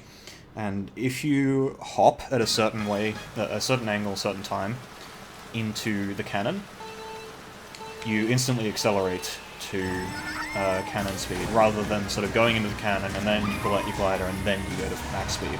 It saves about 0.1 of a second. The problem is it's quite precise. You have like a 2-frame window, which is 2/60ths of a second. And on top of that, it's also like, it also depends on like your angle into the cannon as well. It's always 6 to 7, I think it's either 5 to 6 or 6 to 7 frames before you hit the cannon pad. But depending on how you're aligned, it's a different part of the track every time. So you can't just use a visual cue, you have to actually understand the timing and like how your angle matches all that. And up until this point, up until my current run, which is still world record by quite a lot, I hadn't actually got any runs with 3 fast gliders. Whereas the guy who had the world record before me, and who was currently second worldwide, and unfortunately can't keep playing, his run got 3 fast gliders, and he was like consistently getting 3 fast gliders every time he played. So I was mainly focusing on like figuring that shit out. But now, of course, I've got my 3 out of 3 fast glider run, which means that someone actually has to drive better than me in order to take my world record, including myself. I need to drive better than myself, rather than just getting a shitty 0.6 or whatever, because I hit 3 out of 3 fast gliders.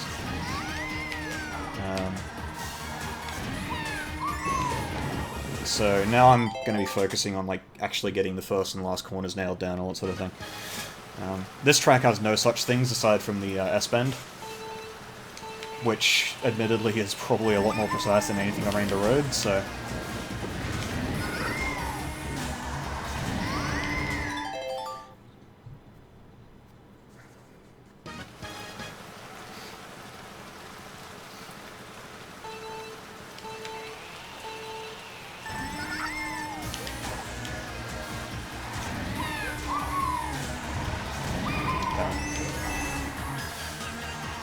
Those off-road cuts at the start are a little bit...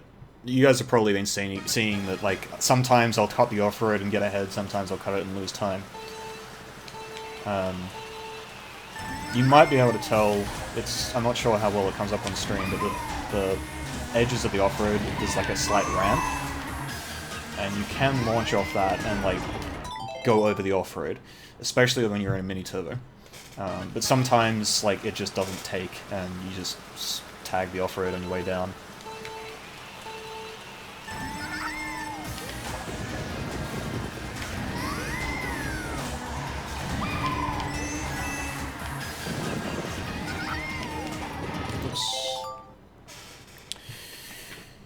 then the bit after that, the sort of... It's not really a tunnel. It's more of like a roofed section. The bit you can see just above the start line here.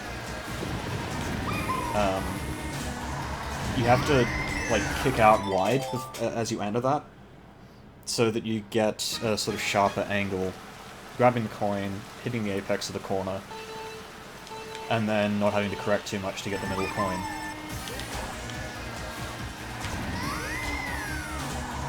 So that's something else that I'm a little bit inconsistent at. So you see I was sort of on the edge of the different textured part of the track there. When I want to be sort of inside that.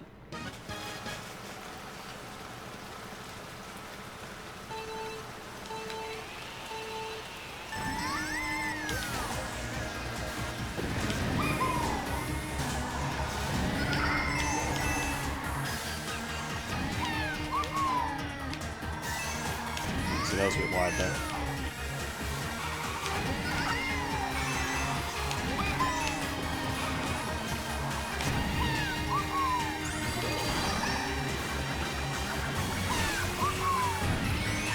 Fucking finally, I call it right.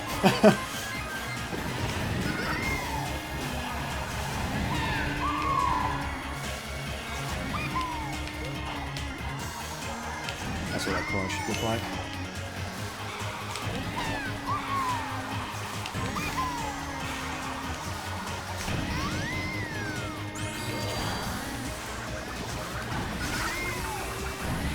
And I missed the coin.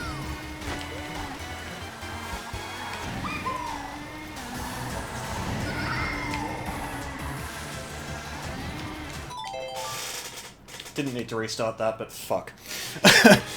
My finger slipped off the stick as I was coming out of that corner.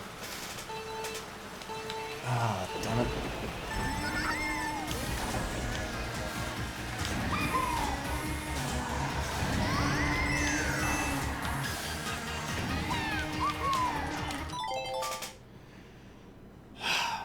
That's actually something that's been annoying me with this Pro Controller, is,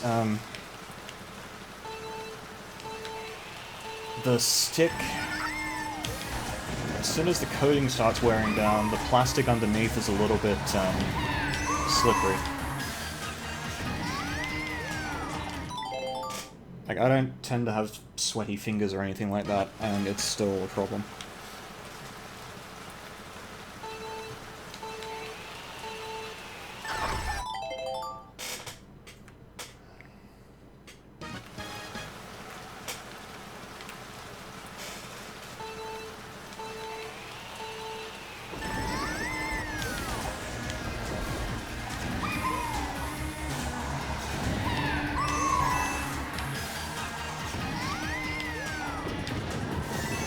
Okay, that's what that corner should look like.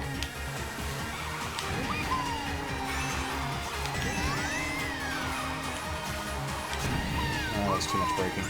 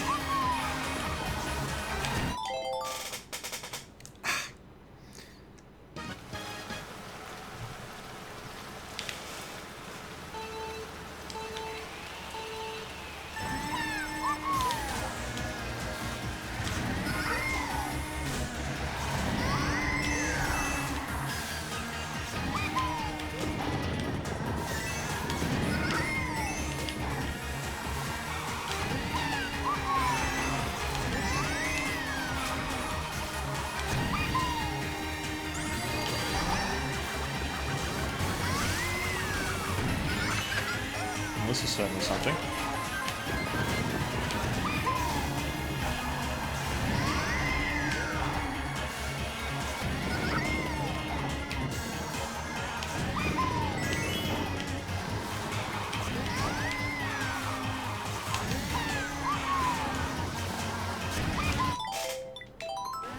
Damn it, I wanted to see if that will work.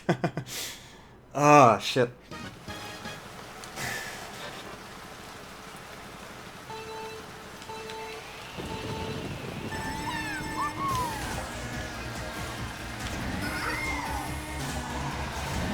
Yeah, I need to start going from 910 there.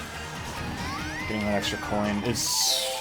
Getting that extra coin is really annoying, and you kinda have to kill your line for it, but it is possible to get without, like, losing more time than it would gain.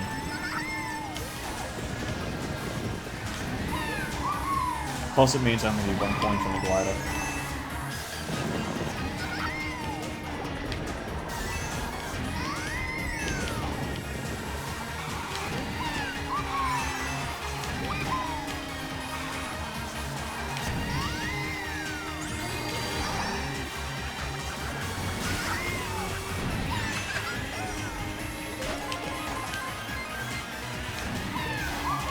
Why?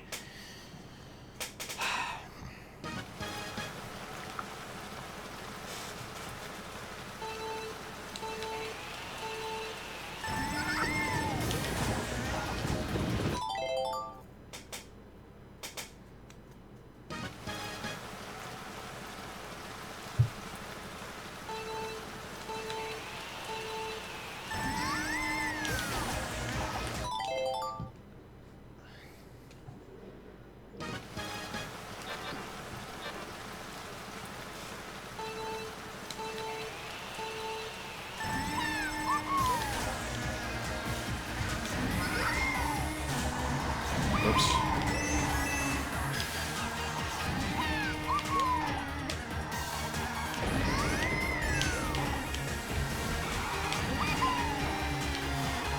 Hit all the walls! Okay. Oh, I'm actually really tempted to see if, like, wall grinding is somehow faster there. Like, using the edge of that corner with all the coins on it to, like, just shoot around. Oh, fuck. Sad part is there are actually racing games out there that would be the fastest strat.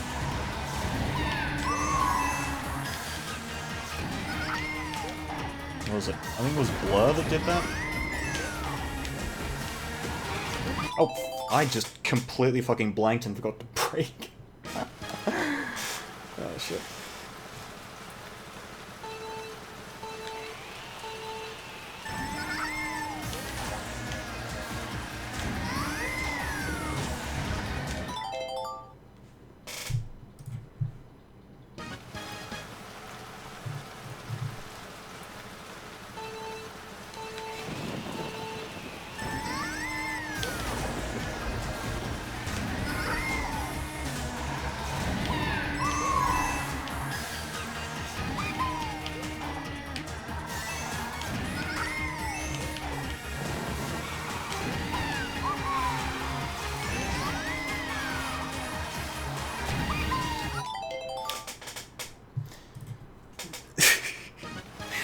Dude, I think I'm just way too tilted from that fucking .412, dude.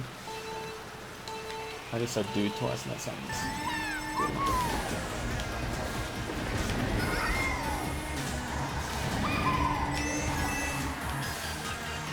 This guy 5's not even out yet. Oh, on Switch anyway. I'm already saying dude more than usual.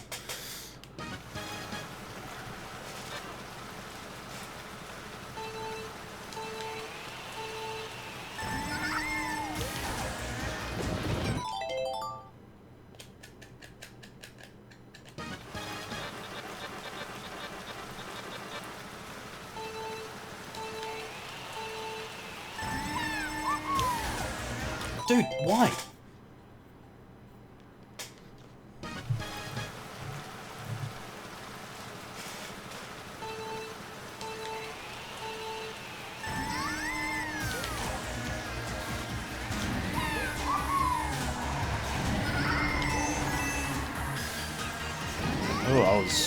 That was... Bleh.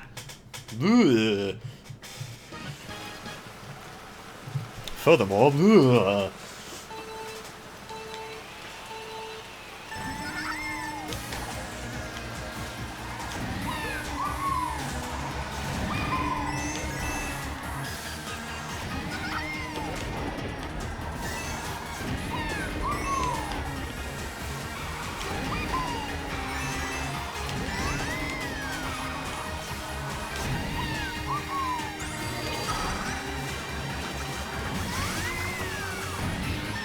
I don't even care that I missed that coin, dude.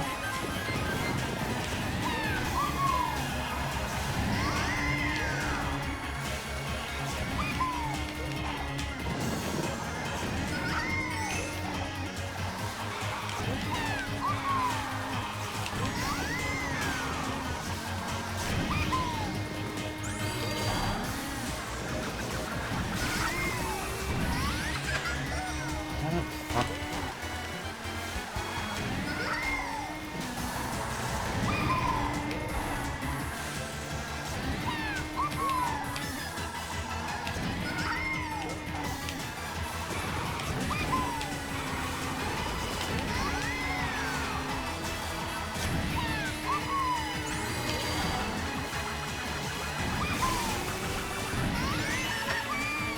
Well, that was a sick first lap. Hey, hang on, I got a .567 earlier. What the fuck? What is this Illuminati shit?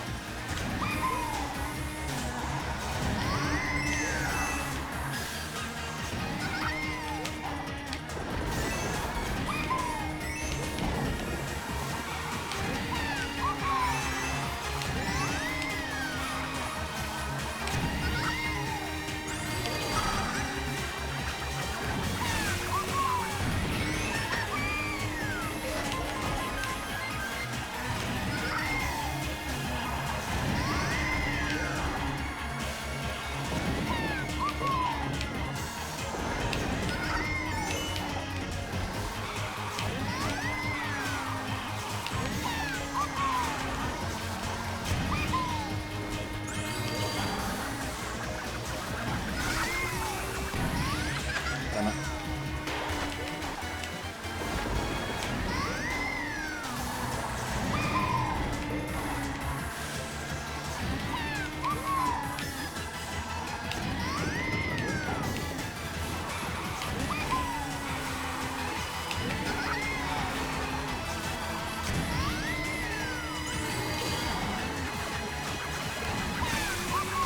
Oh, for fuck's sake, game.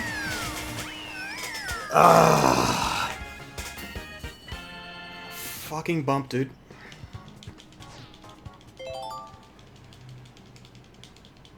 Actually, I wonder if I can just, like, not bother with the mini turbo there.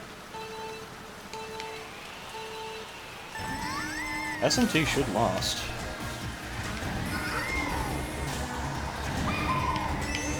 Also, thanks, Vera.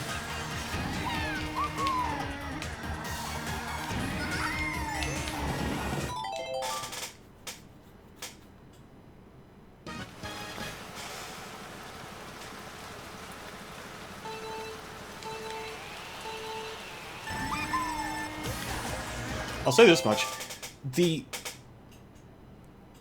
fuck am I listening to? Huh. I'll say this much, though. When I got my .43, it was, like... It was a freak run, right? I got a best split first lap. Best split second lap. Close to a best split first lap. And then lap 3 was sort of unfortunate, but otherwise, like, as good as I had been getting. Like, it wasn't a best split, but it also was very close. Partly because I just hadn't had any good lap 3s to that point.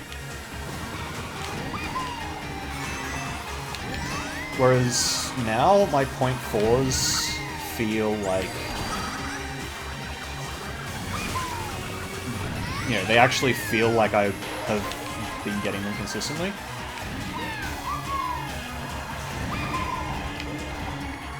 Also, the less said about that lap 1 ending, the better.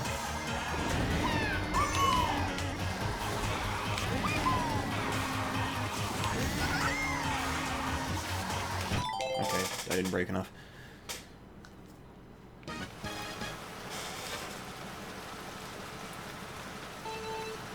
What's up, Andres?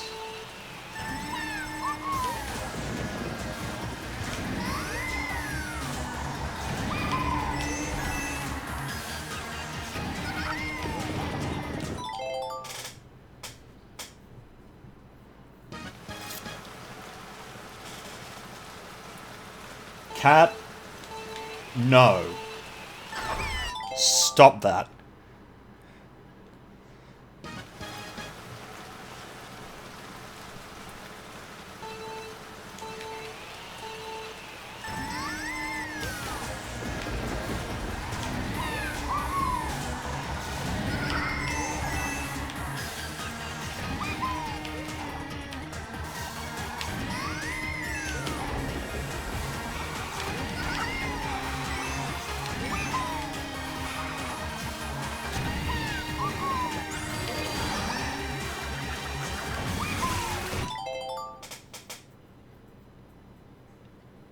Yes, but Cat Peach is identical to fucking Inkling Girl.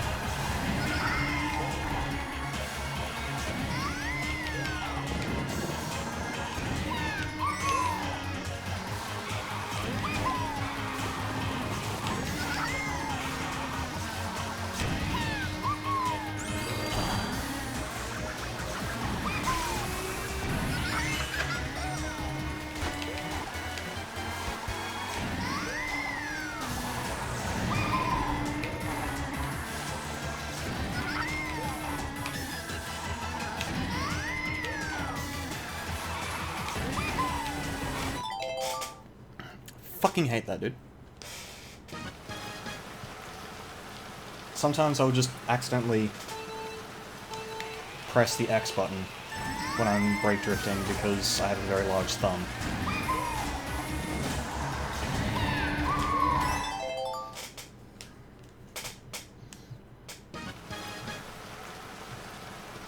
Or, well, very large hands, which is sort of...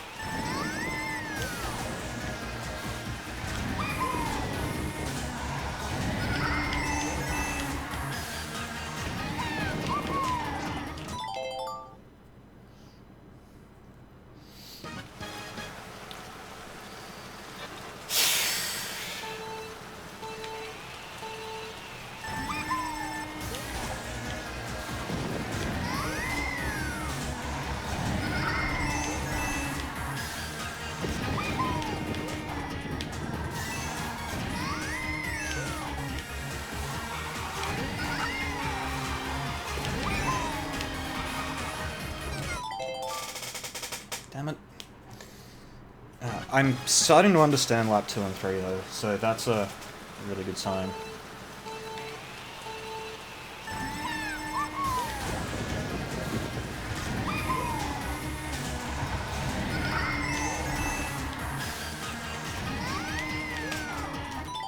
And then that shit happens. Fucking spin drifts. I actually need to learn how to do spin drifts properly in this game too, because they're a part of what'll be the lap 1 strat, oh sorry, not lap 1, turn 1 strat on Rainbow Road. Because if you get a spin drift on Rainbow Road, and this is like between the 2 sets of coins on the first corner, if you get a spin drift and change direction that way, you can take this second set of coins without breaking at all, and then on laps 2 and 3, you can cut the corner, like, exactly. You can just glide along the apex of the corner without breaking at all, or maybe a little bit, just because you have 10 coins at that point. And it's, like, easily 0.1 faster, probably more.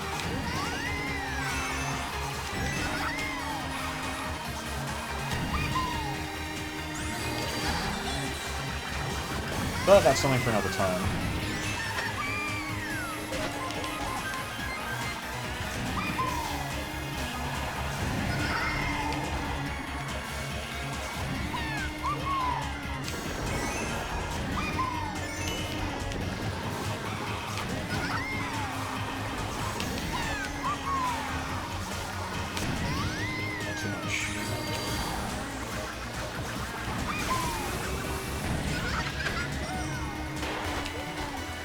I missed the coin and I got a 0.2, so that run was dead.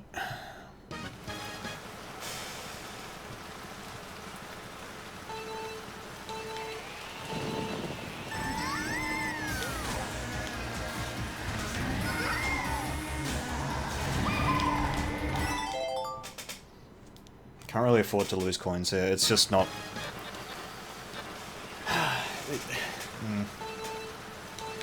Like, if I miss a coin that I can get later, that's not so bad. I just have to go out of my way to get it. So, like, missing this coin in the first part of the roofed area, that is a problem because I can't really get that coin on laps 2 and 3. I can kind of go out of my way for it, but it just costs too much time. Same with the coins in the S-bend.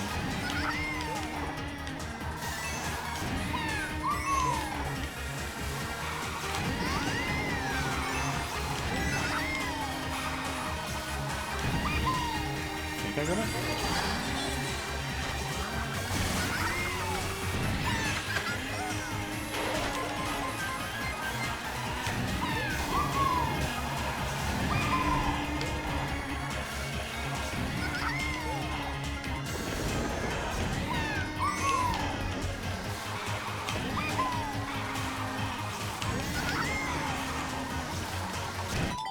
Trying something there, because I had no coins, so that run was fucked as well. I probably could have still PR'd, but it wouldn't have been very good.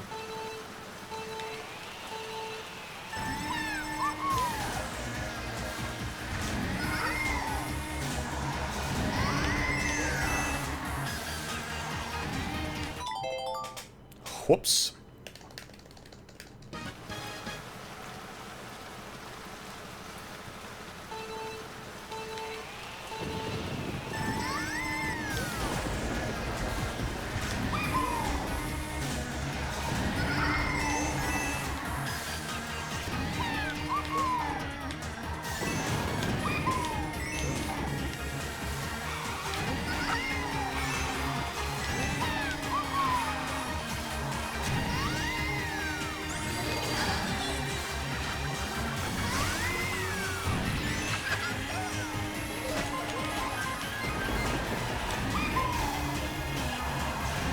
Okay, that just reminded me that I've been doing the fucking shrooms bottle wrong this entire fucking time. You oh gosh, wow, okay, yeah.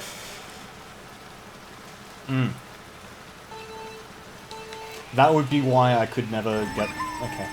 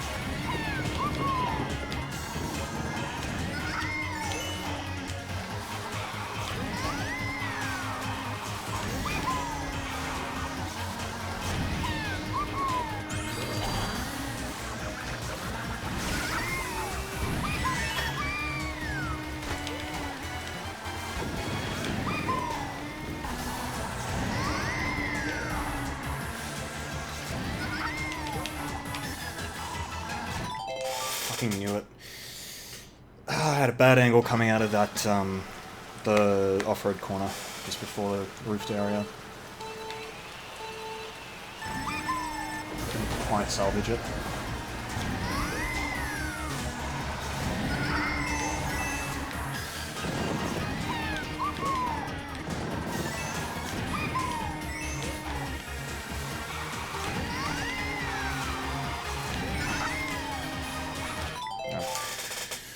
Oh, shit.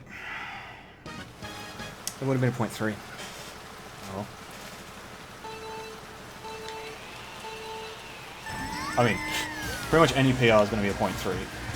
But that would have been like a 0.35 or something. Or low 0.3 or something.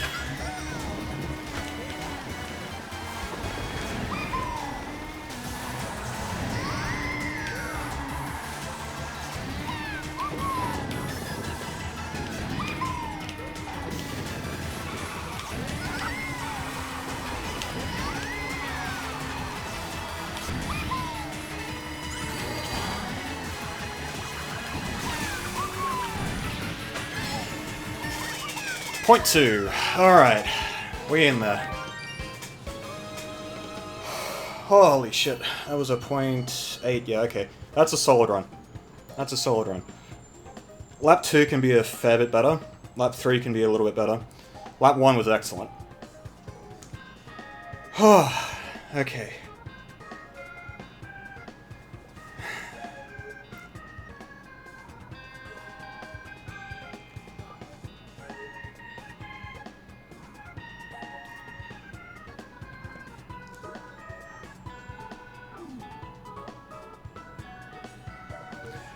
Oh fuck, I played that fucking last brake corner so fucking safe, dude. Oh man.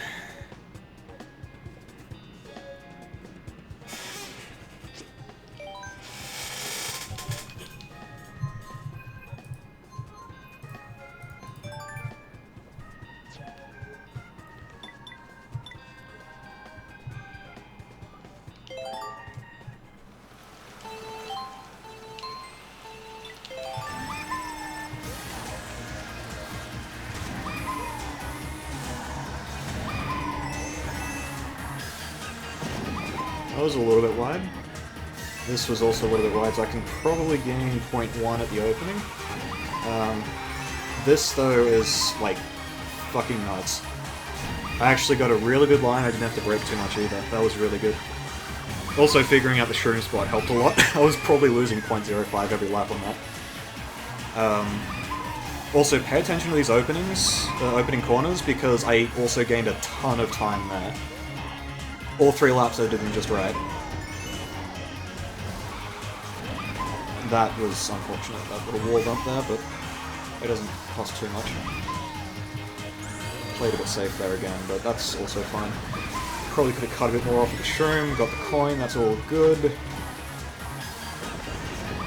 And yeah, again, like, you can see, that was a little bit wide, but it was, for the most part, fine. Like, it was better than...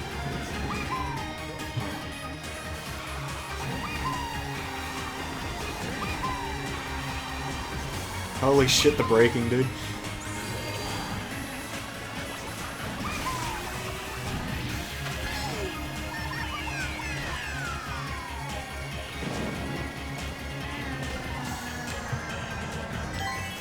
Oh, shit, dude.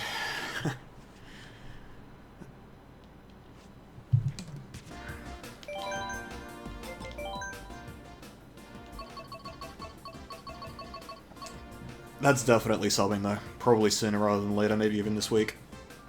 I am pretty sure Doodle's going to come back with a sub, because he's got a couple of really good lap 2s, whereas I haven't subbed lap 2 yet.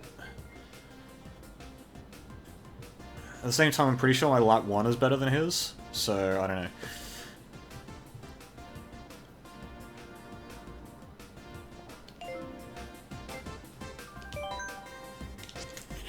Just want to write this out. Okay, so...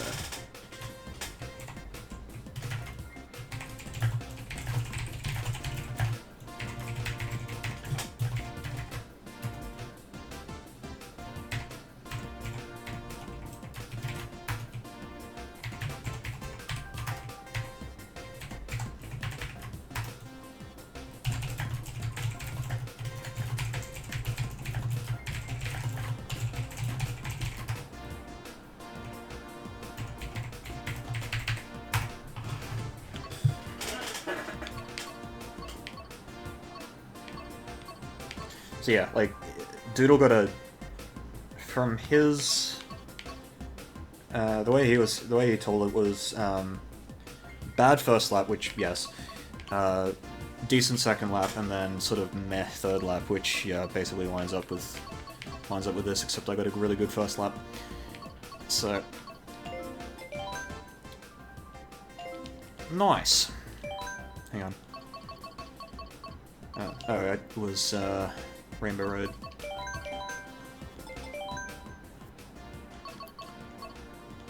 Oh, hey! This guy's improved. Holy shit, this is great. So KGM has been going for the Japanese record here.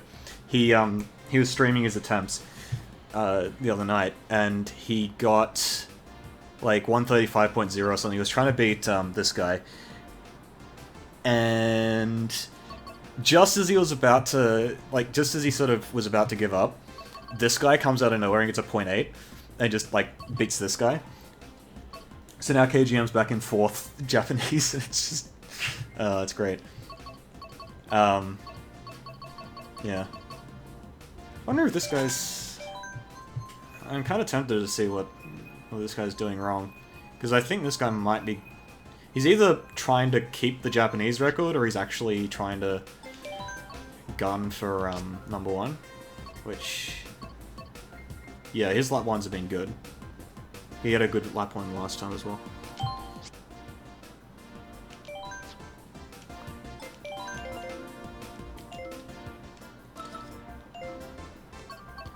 I'll do a bit of rainbow, just as sort of...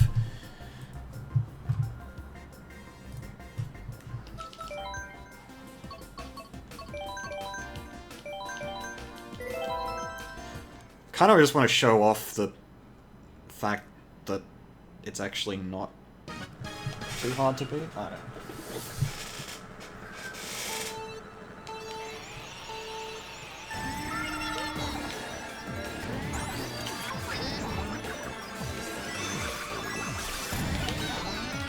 So, okay, that little bit there that I just restarted on,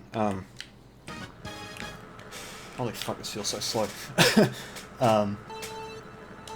The bit that I just restarted on is where I'm trying to figure out how to spin drift.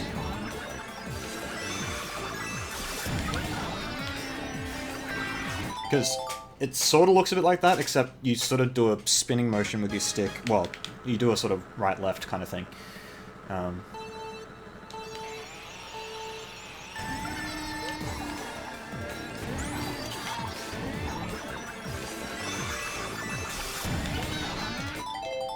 Except you don't do it like that. What you're supposed to do is wait a little bit after releasing that mini-turbo, and then hop over the little gap. Or just, onto the side of the track.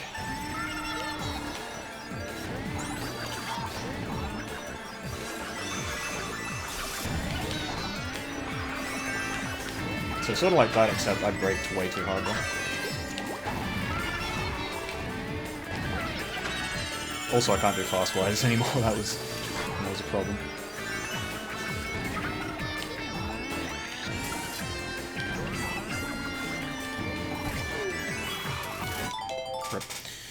yeah, you can kind of see I haven't played this track in probably since I got my record, so... De-rusting only takes like 15 minutes though, so I'm not really too worried about that.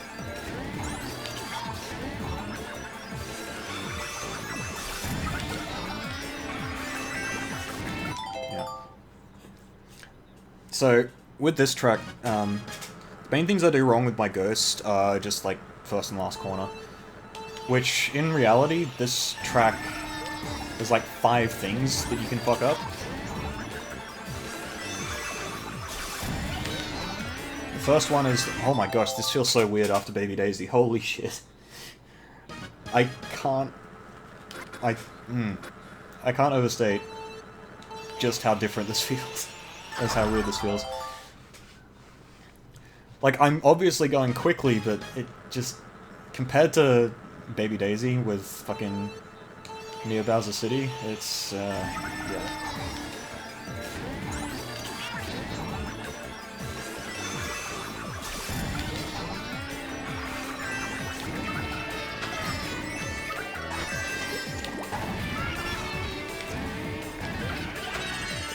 So yeah, 5 things. First corner, shroom spot, glider, shortcut, last corner. Those are the things that you can really fuck up. The corner going out of the glider is also something that people tend not to do too well, because you have to cut it really tight, and it's kind of weird. You have this weird sort of momentum coming out of the glider.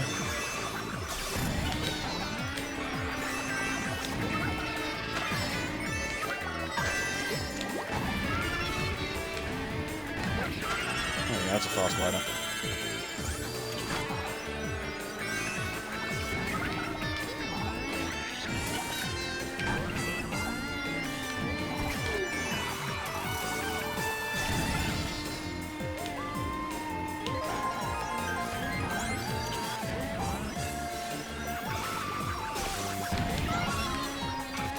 Yeah, so what I'm looking for there, when I have that kind of angle, is like an outward kick that puts me around the corner properly.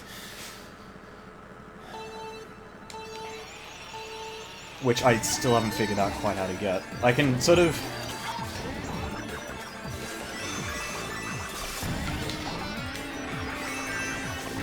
It's the sort of thing where, like, I can do it, but I can't explain how I do it. It's... I don't know. It's one of those things where, like, if I want myself to do it, I will do it, but I can't fucking... I just have no idea what my hands do. It's just fucked. So, that's always fun.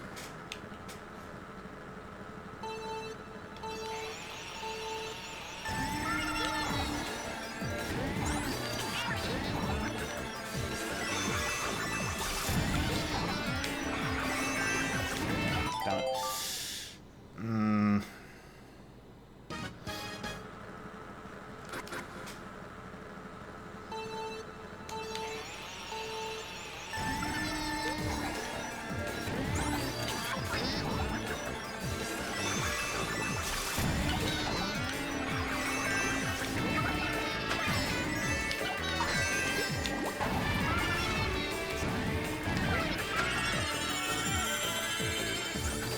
That was way too late on the fast glider.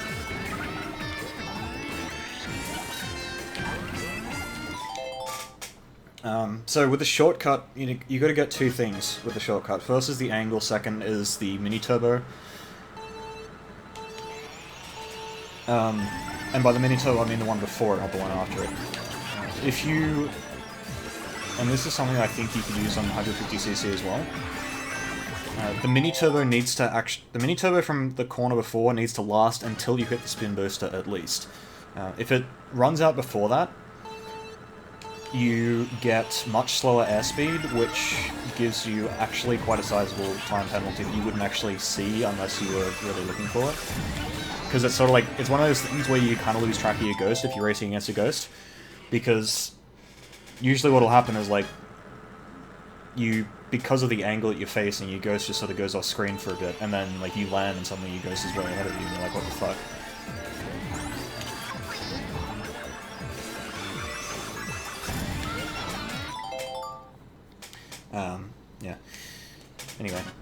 you can kind of see that, like, I'm able to keep up with my ghosts just fine, even though I haven't played for a while, and that's kind of what I'm going for right now. That's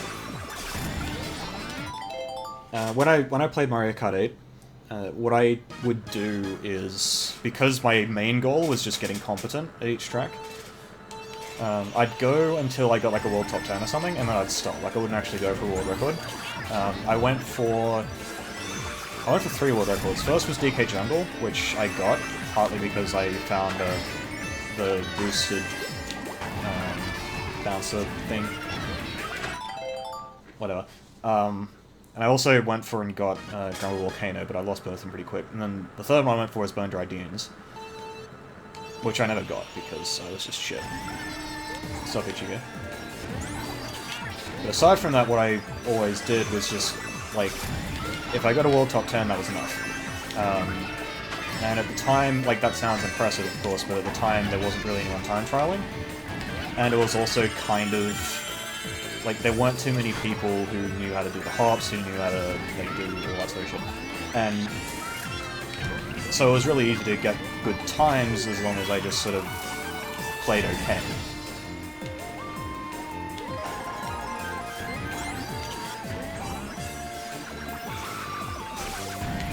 The problem was that when it came time to actually, like, really start grinding the tracks to keep my position on the player's page, I couldn't do it, because I'd never actually learned any of the tracks to any kind of degree where I was consistent. What would happen is I'd get a really good run, and then I'd just stop, right? I wouldn't try and replicate that run.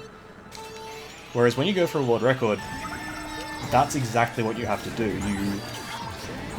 When you go for a world record, you're going for the best time you can possibly get, a lot of the time anyway.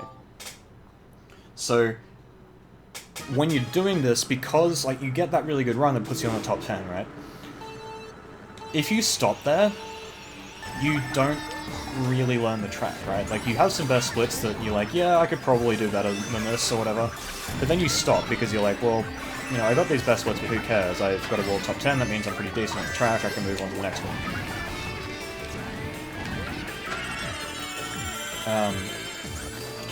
But then, like, when you actually start going for those best splits, and you start hitting those sort of freak runs where it's like, holy shit, I just got like a 0.2 lap 1, and then that 0.2 becomes more of a, oh, hey, I got another 0.2, and then why am I not getting 0.2s anymore? You know, you sort of get disappointed when you don't get one.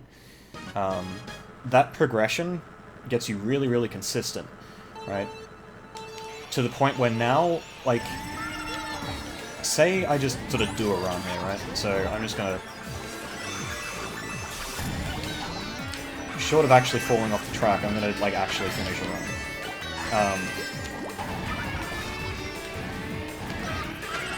Unless I do something really, really bad, I'm probably going to get a sub 135. Right? And...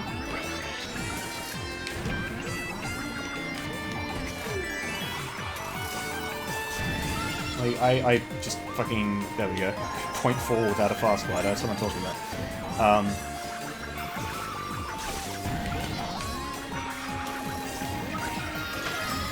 So, you know, like, this kind of consistency where I can just sort of pick up the controller and just go for a fucking world record is what you miss out on by just getting, like, decent times everywhere.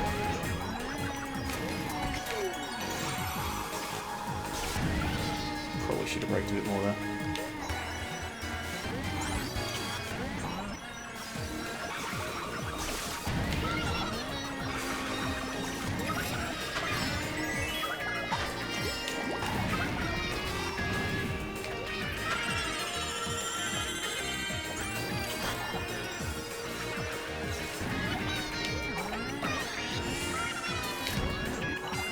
That's unfortunate. So that would have been like a 0.7 with 0 out of 3 fast gliders.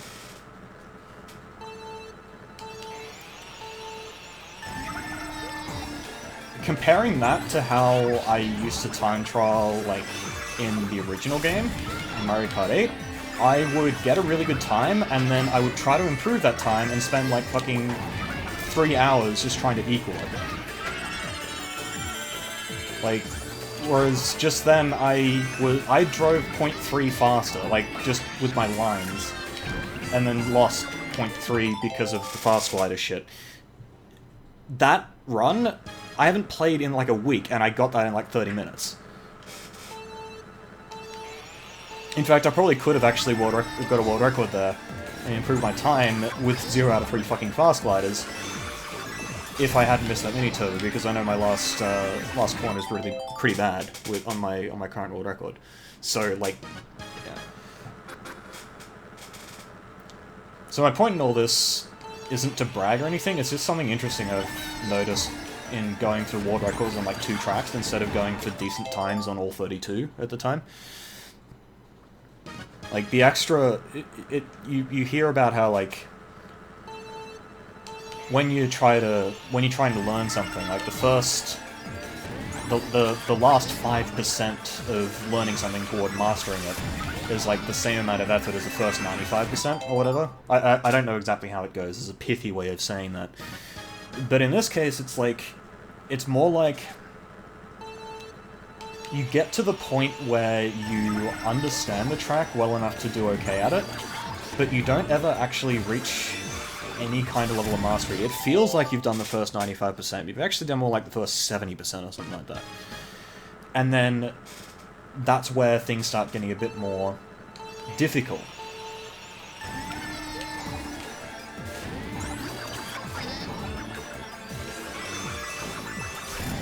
But then, like, when you actually put time into going further than that, it pays off quite a lot. So, what you'll notice if you take a look at, for example, let's see, there's Diogo, there's Jack, like, all the top Mario Kart 8 time trialers, who just got, like, world records in fucking everything. Like, Jack would fucking... Okay, people have said that Jimmy, the guy who has a bunch of world records, he has the world-famous fucking Big Blue run where he cuts off half the track. Some people are saying that Jimmy is the 200cc version of Jack, and that's just not fucking true. Alright? So, when Jack sat down to do a run, he would sit down and within half an hour he'd be competing with the world record. Right? This is...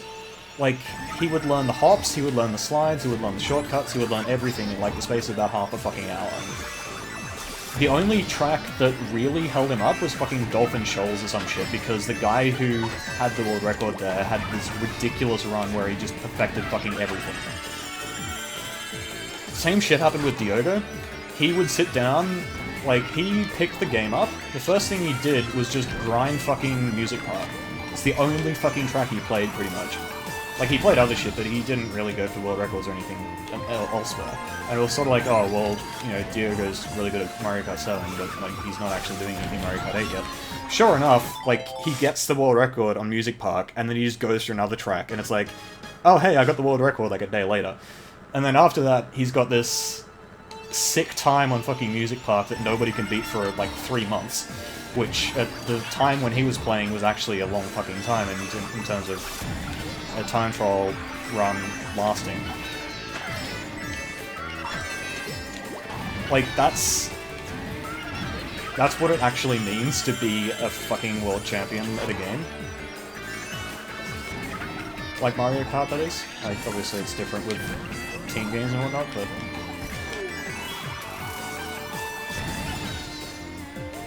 I just find it funny, because it's like, people are talking mad shit about how, like, Jimmy is this god of 200cc, and I'm like, yeah, he hasn't set any, like, actual god times. Anyway.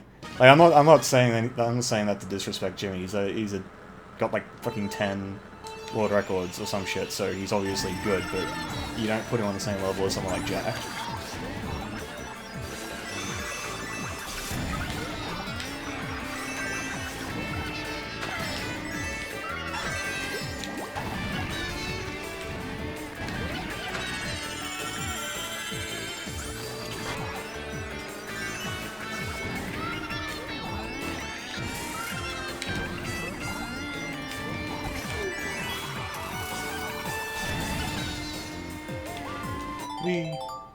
Anyway. Oh yeah, I meant to... I was actually going to answer that, Ichigo. Sorry, I didn't mean to ignore you there. Will I be streaming more Splatoon solo queue? Probably not for a while.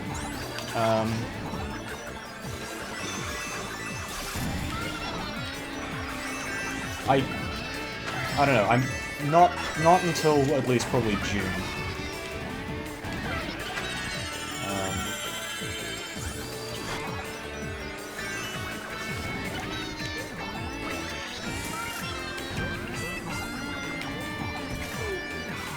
Oops. I will be playing Splatoon 1 again, but it'll be more as like a preparation for Splat 2. I'm going to be organising a team and all that. So, I want to, like, spend a bit of time in Splat 1 just sort of getting my shit together again.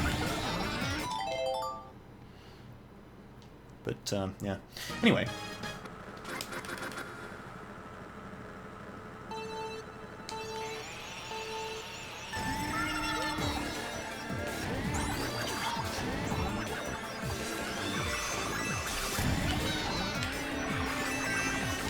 Yeah, like, I guess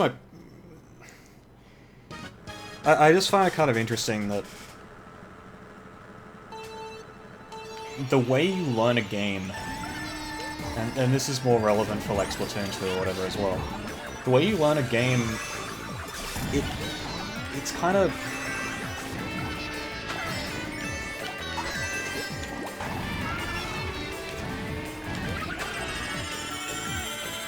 I don't know.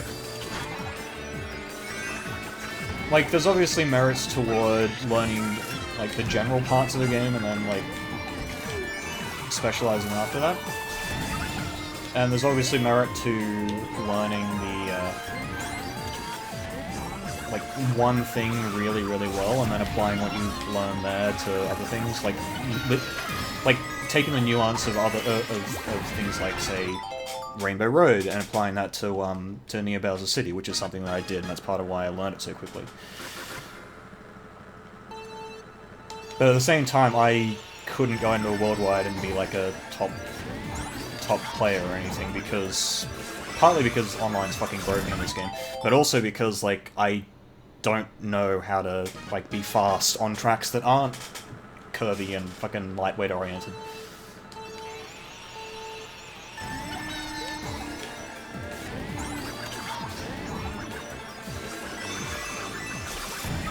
Like, put me on a fucking bike track and I'm just gonna be like, what the fuck do I do? You know?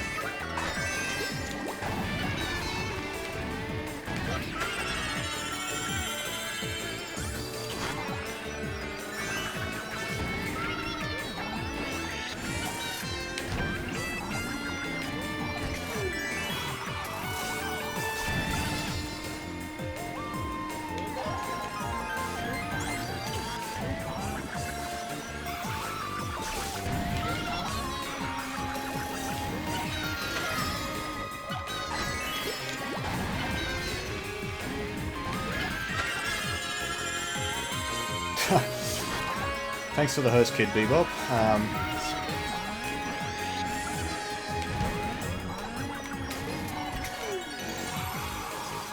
Bit of a shame because I'm probably going to win the stream, but in not too long.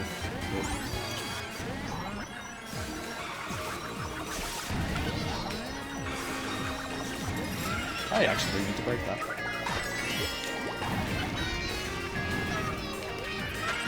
And rip.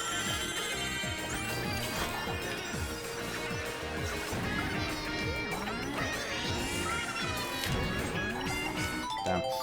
That was like, what, 1 out of 3 fast gliders, and I was only about 0.2 behind, so...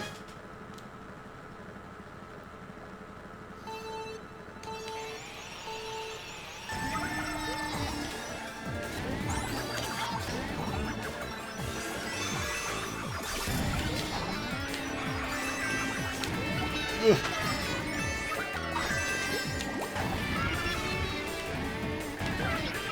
Too early.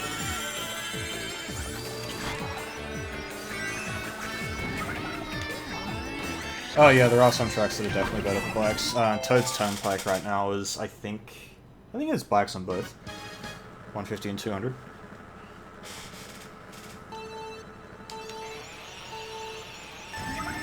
Also, full disclosure, I actually don't want to beat my time right now because I kind of want to see how long it takes before someone can get close to it.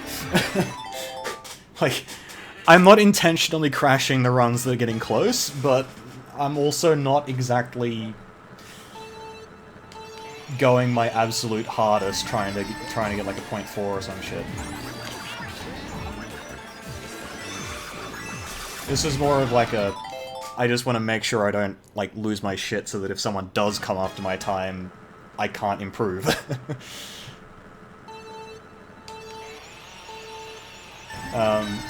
Anyway, just to answer the bike question a bit better, from what I understand, the bike tracks are mostly those where it's like kind of tricky to get good mini turbos with karts.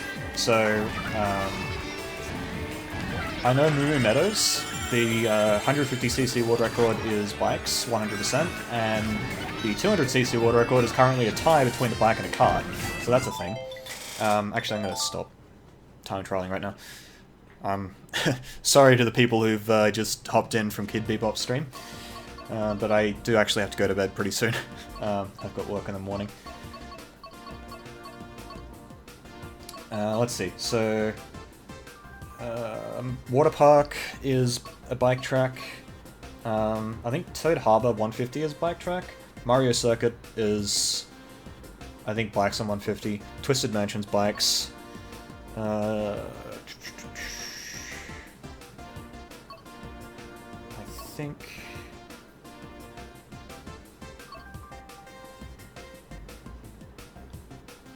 what else? I think Wild Woods might be. I haven't actually watched the Animal Crossing world record, but that's also potentially a thing.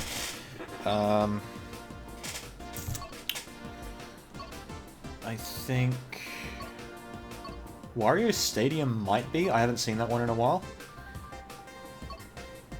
Moo Moo Meadows definitely is, and Toad's Turnpike definitely is. But at the same time, I think that's partly, like, people are starting to figure out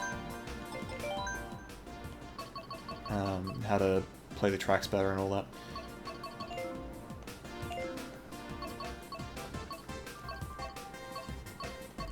I'm also kind of tempted to see which other tracks the lightweights are going to be good on, because I think Royal Raceway is not a heavyweight track, but at the same time, like, the way that you play it, you don't really care too much about the corners. I don't know. Wouldn't be surprised if Dry Desert goes to a lower weight class.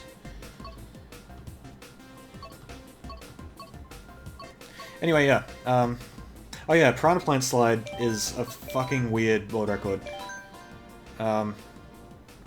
This guy has this ridiculous... I'm actually... Hang on, do I have... I don't think I have his current ghost downloaded. Like, I'm actually really tempted to try and do... like, get a good time on this track, but this guy's run is fucking obscenely good. Also, don't pay too much attention to that. So, just for some context here, heavyweights on 200cc are kind of not great, because 200cc is mostly about handling, acceleration, and to a degree mini-turbo.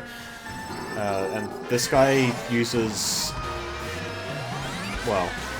he uses a heavyweight on a track that is very cornery, for want of a better term. Also, yeah, this world record is fucking nuts.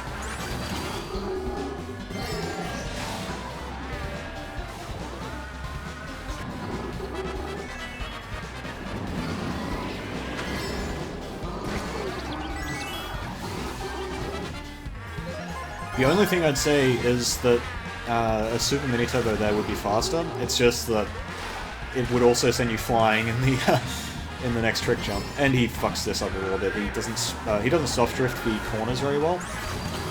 Soft drifting being a way to like speed up how fast you get mini turbos. Like there are things that you can improve about this run, but holy fuck, it's ridiculous how fast this goes.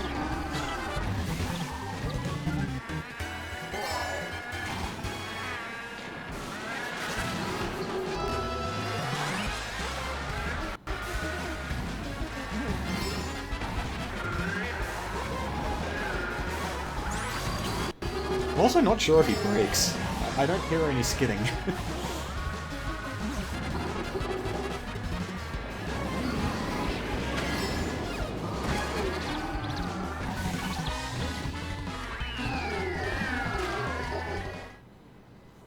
Also, that shroom at the end needs to be a bit earlier, but like, yeah.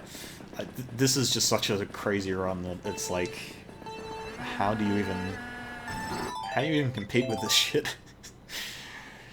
Anyway, guys, thanks for watching. I do have to go to bed, so got a world record though, so that's nice.